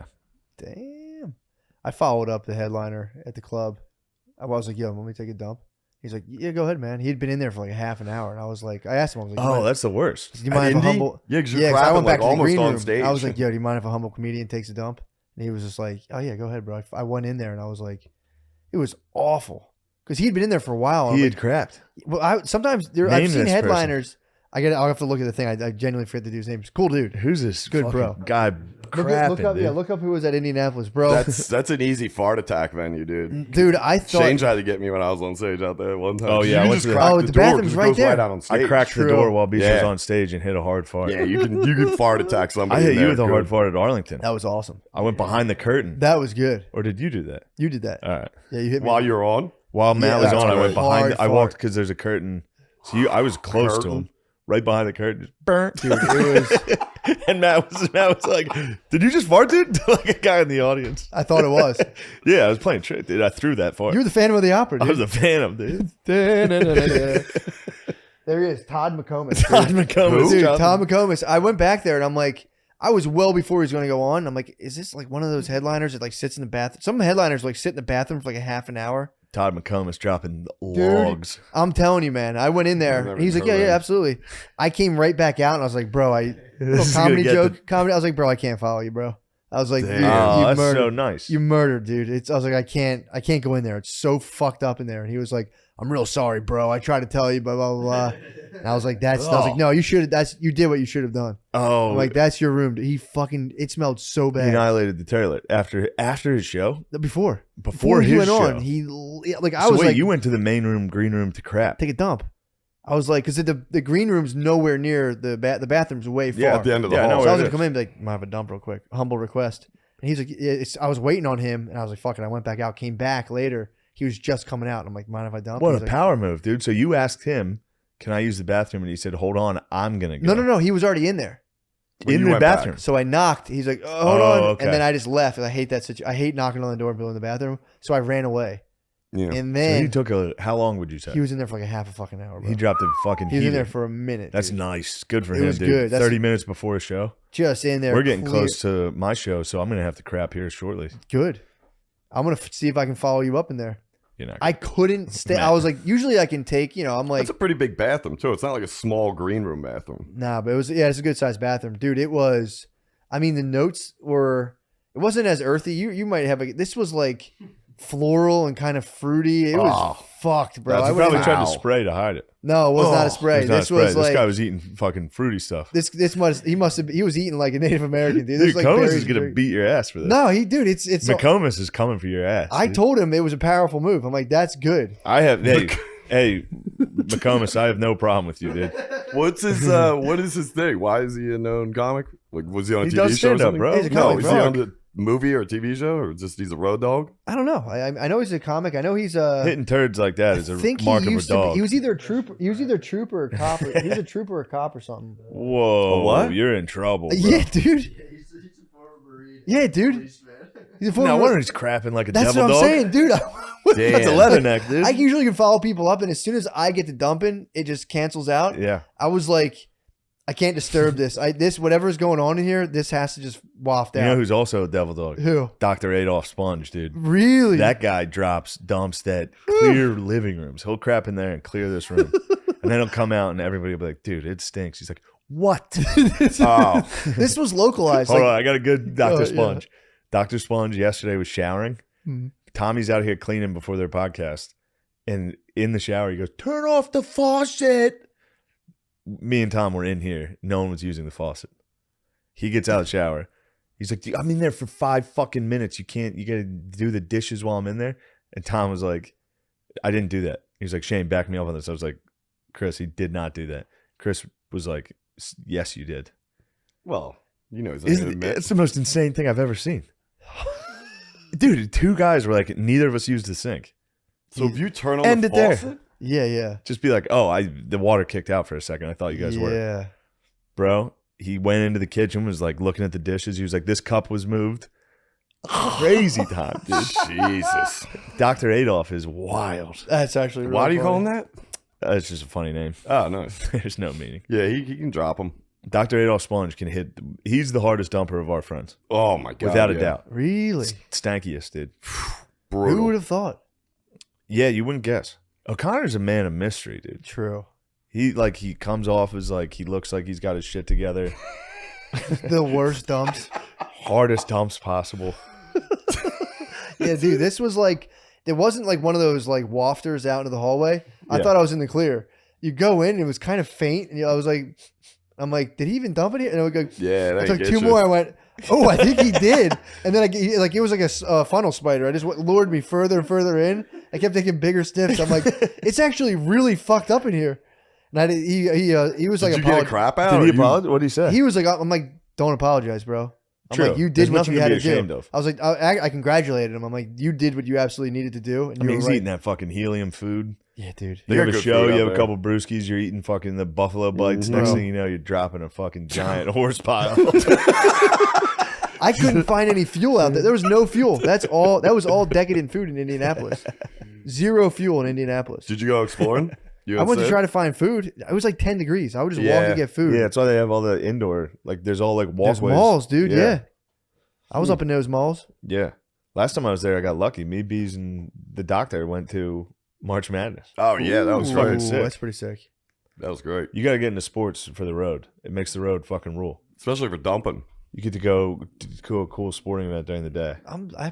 I'll never. I've tried like several times to like this is the time. I'm like this is how. I always thought like at some point people have to make a conscious effort to enjoy sports. And I've tried doing it multiple times, and I'm like, Really Dude, live. going to a sports, too? live event is oh fun. god, I want to leave so bad. Man. Yeah. It's so long, dude. So we had long. fun at the Sixers. Crowded as fuck. We had fun at the Sixers game. Yeah, we had fun. We were pounding around. That's fun. But it's like yeah. Think if that was a noon game and you had a Saturday night show. I'd want to go home to the hotel. The hotel is nice. We always Dude. do the in between show. Yeah. Crap. Then you go to the show. A crap, no Oh, problem. yeah. After Crapping. you go to something cool, you go home and crap, beat, Oh, I have no problem crapping and all that and then stuff. you go, oh fuck, there's not I enough didn't time beat for it a all. nap. I gotta take a shit and Dude, whack off. I didn't beat whatsoever. That's my number one thing is when me and Sydney get a room. Oh, I'm you guys always, shared a room. We share a room, so I'm always worried. Yeah. Whenever we check in, I feel like people think we're a gay couple. First off the bat, we get in, and I'm like, "Hey, we got here a show here. No funny business here." Just every time Yeah. I'm like, I don't say anything, but in my head I'm like, I think we're fucking gay. And we come out of the room together. And I'm always like, "Oh, let's go down here and see." I'm And like, Sid's not one to not be quiet about your physique probably the entire time. yeah, we'll talk Yeah. physique. Like, you're looking good, man. He'll be stretching. He's a big fanny pack guy. Yes, that was didn't the help in main. your That was And the main he's thing, jacked and has a mustache. Yep. dude. It haunts me the whole entire weekend. We're just coming out. We check in. And I'm like, 2 queens. Yeah, that's 2 what. queens. That's what you are. Yeah, that's what the reservation's under. Damn, dude. This is the 2 queens comedy. It is, dude. It is. Queens of comedy. It is the 2 queens, dude. We don't, but Pizza nobody comedy. faps. I keep a strict no fap policy on the road. That's- You have to. But then, Now like, imagine, dude, me, Beezer, and the Dr. Sponge on the road, dude. There's God, nothing I but already- dudes. Just the most devious men on earth. Think about how the turd was Sneaking. created. Now you have a no fap. He went above and beyond Yeah. what anyone would be like. The good what doctor did you was do? making some phone calls. yeah. He had some house calls. He had some house calls. He was handling business. He had a house call. Now, this is while I was down in the lobby eating gravy out of a fucking ladle. It was the gravy We were train. telling that kid to stalk that girl. He's like, she doesn't really like. I was like, you just go to her house, dude. Yeah. Get in that window. Kill that girl. The road will get you, dude. The road will get Yeah. you. There's just temptation. Temptation everywhere. everywhere. The second you get in a hotel room, it's horny time. That Oh, hotel's nice though in Indy. Oh They yeah. put you up Well, they did fucking construction all day. I woke up at 9 o'clock to just. down in the lobby. They've been doing that for like 2 years. Dude, it was in a room. I couldn't find where it was. I walked throughout the hotel. Just I went to the gym and I would still hear it. I'm like, dude, this is everywhere. Dude, COVID hotels were great. Doing the road during COVID, fuck, it was man. so nice. Now, the shows sucked because Yeah, no one would show up. dude. That was tough. That's St. Louis, Helium. Were you there with me? Dude, that was on my birthday. You made the 8 people on the Sunday show sing happy birthday to me. It was like, dude, And then we had that That one waiter, table. the one waiter fought me Oh my because god. I was making dark jokes Holy on shit, I forgot about on that. Juneteenth. Ooh, yeah, he attacked you, dude. Yeah, we thought he was joking. You look fucking jacked in that, dude. That's what I woke up to. It went on for 8 hours. Holy shit. Yeah, let me see that picture of you. That was a video I sent to Brittany. I know, but I would like to see you. It's me in a turtleneck. In a Oh freeze. fuck! I want to get all the way back here.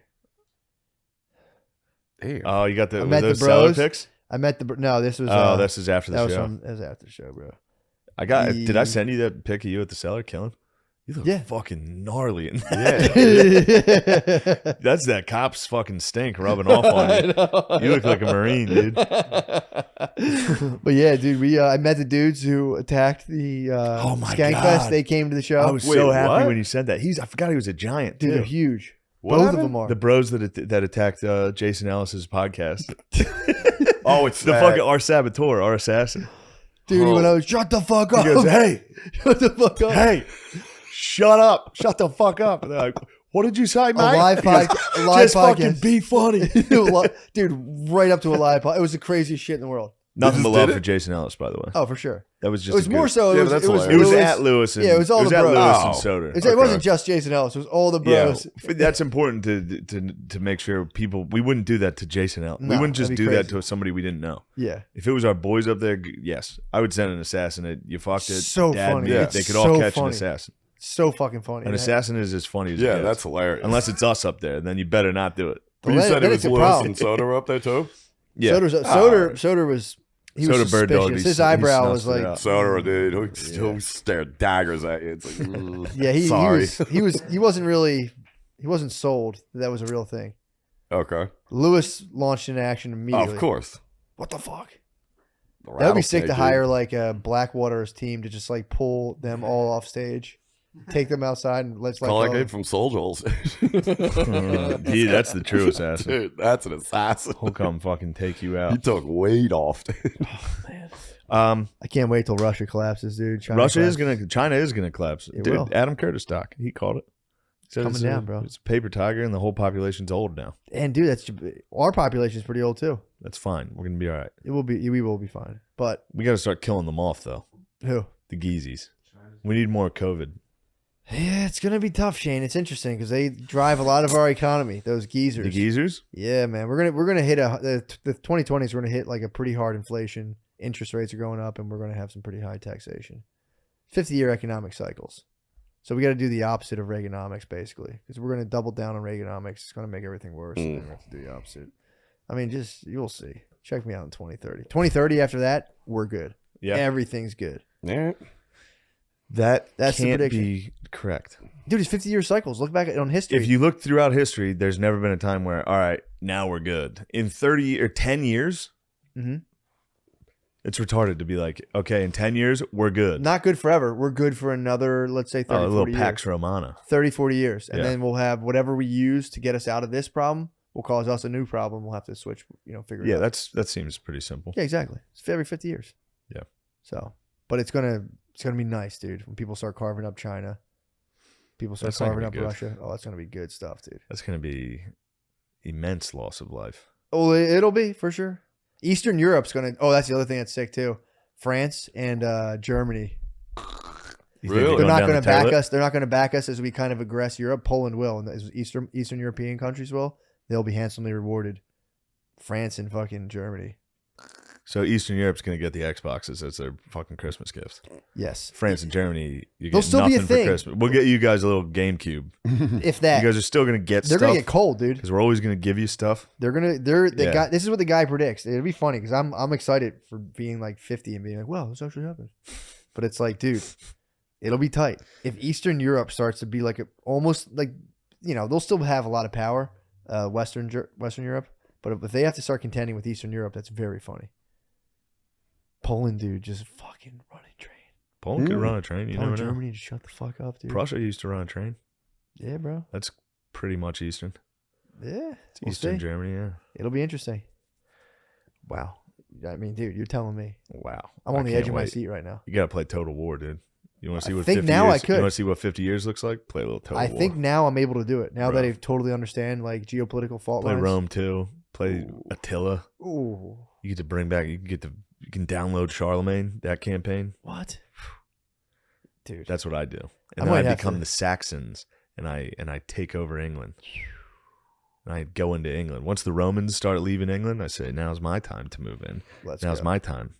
Yeah, for sure. Okay, Yeah. speaking of time, Yeah, that's we're the out end of here. the podcast. Ooh, also go to Bananas. Oh, yeah. Bananas Oh, yeah. in North Jersey, and I added a new show to Austin Friday night, 10:30 show. Oh, baby. Where Cap at City there? Comedy Club, Cap City. I think Nice. I think Helium's about done giving you the fuck. It's big boy rooms, dude. Yeah, I'm You done. can't keep I'm fucking. finishing up, Little Boys. That's it. Does Cap City have a small room? They have a Or Little the- Boy. they have a new. I think it's a it's new venue. place. Yeah, it Yeah. is. It So this will is. be the Cap. Austin will be the end of the Little Boy tour, dude. Little Boy, Little Room tour. They're pretty sick. Bro, the Little Boy tour lasted It was sick. 3 shows.